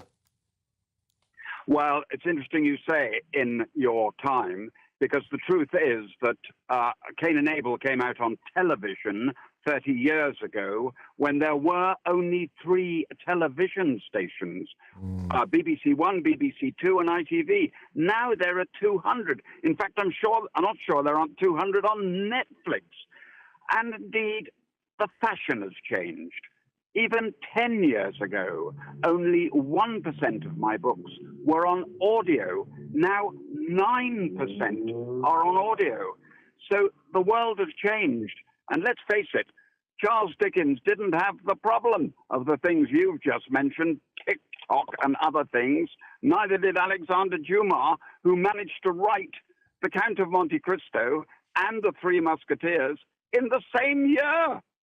And I wonder, Sir Geoffrey, if you were trying to write books these days, you might need to switch off all of your devices, because that's the problem, isn't it? We're constantly interrupted by bleeps, by the desire to see what's going on in the world. But do you think this is actually having a bigger effect on human intelligence? Are we going backwards? Yes, I think you've hit it in one.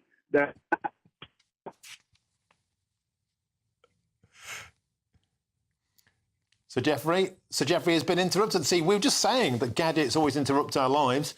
And Sir Geoffrey Archer there was just getting into his flow, because I think that's the point here. It's not just that students take 3 weeks to read a book. It's they can't be bothered to read a book.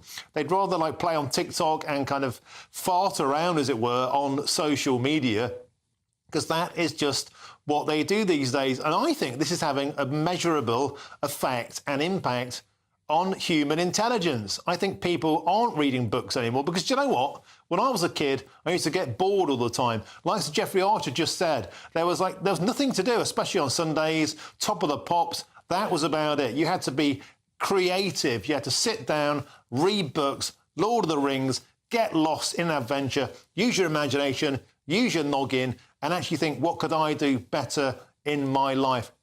When I was a student, I used to do that all the time. Read books before going to the pub, of course. Now, let's have a quick update, if you're joining us at the end of the show, about today's big news, and that was about the Tory leadership race. Now down to 3. James Cleverly on 39 votes. He put 18 votes on, dramatically surged into pole position. Robert Jenrick, a lot of people thought he was the favourite on the right of the party. The wheels are wobbling on his campaign. He's on 31 votes. He lost 2. Kemi Badenoch on 30, up from 28 votes. Tom Tugendhat, meanwhile, he's been eliminated. Those votes are all to play for. Same time tomorrow, 3 o'clock. I'll be back. And at 3:30 tomorrow, we will know who the final 2 are. There'll be 2, and we'll let you know who they are in this show. That's it. I'm done. Jubes Go is up next. And, of course, it's with Miriam Cates tonight, standing in for Michelle Jude. We'll be back tomorrow at 3. See you then. But that's your weather. Here's Alex Burker.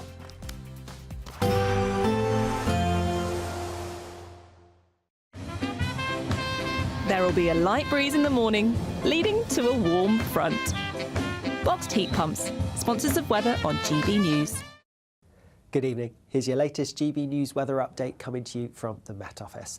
Looking ahead, and by Thursday, things are looking largely dry, but quite a bit colder than of late. For the time being, though, still plenty of wet weather around. Low pressure dominating the story across the UK. It's this low pressure that has brought all the heavy thundery showers many of us have seen through today, and there will be some further showers as we go through the next few hours across England and Wales, but many of them clearing away towards the east overnight. Some persistent rain continuing, though, across parts of northern England and eastern Scotland, so staying pretty soggy here. With quite a bit of cloud around, temperatures won't drop a huge amount, especially in the towns and cities, many places holding up in double figures.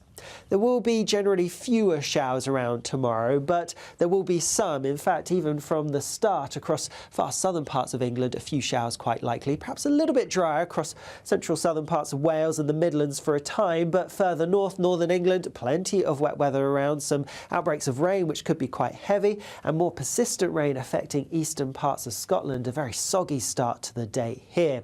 As we go through the day, the rain across parts of Scotland and northern England will continue for a time, but it should start to break up as we go through into the afternoon and early evening. Elsewhere, a scattering of showers around, not as many as we've seen through today, and they're not looking quite as intense, less likely to have the odd rumble of thunder, but still some heavy ones possible.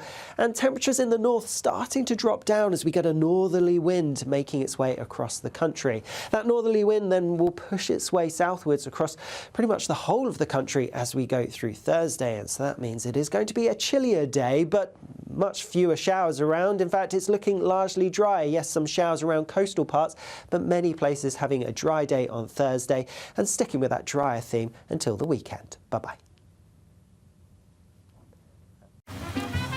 Despite the morning rain, it'll be a nice, warm, cosy day ahead. Boxed heat pumps, sponsors of weather on GB News. The latest GB News travel. Good evening, I'm Johnny Ratner. Major problems in County Durham to the southwest of Barnard Castle. A serious accident just off the A66 closes the A67 at Bowes. On the M1 in South Yorkshire, the inside lane stays closed northbound at junction 38 at the Huddersfield turnoff for a second day for those emergency bridge repair works after a lorry caught fire yesterday morning. And in Northamptonshire, the A43 remains closed on the Kettering-Northampton stretch between the Hannington and Sywell exits at the scene of an accident. On the Hertfordshire stretch of the M25, there are anti-clockwise queues following an accident that happened in the roadworks between the A10 and Potters Bar. Long queues backing into Essex to Waltham Abbey. And on the Surrey stretch, the inside lanes closed anti-clockwise. A van's broken down in the roadworks just before the A3. That's the latest. You can stay up to date throughout the day by visiting our website, gbnews.com.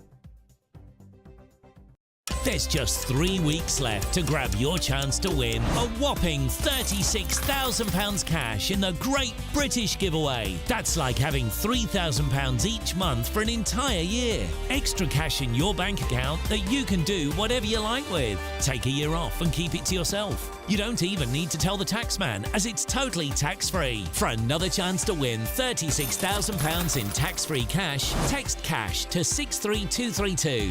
One entry costs £2 plus one standard network rate message, or text BONUS to 63232. 5 entries cost £5 plus one standard network rate message. You can enter online at gbnews.com/win. Entries start from just £2, or post your name and number to GB08, PO Box 8690, Derby DE1 9TT. UK only. Entrance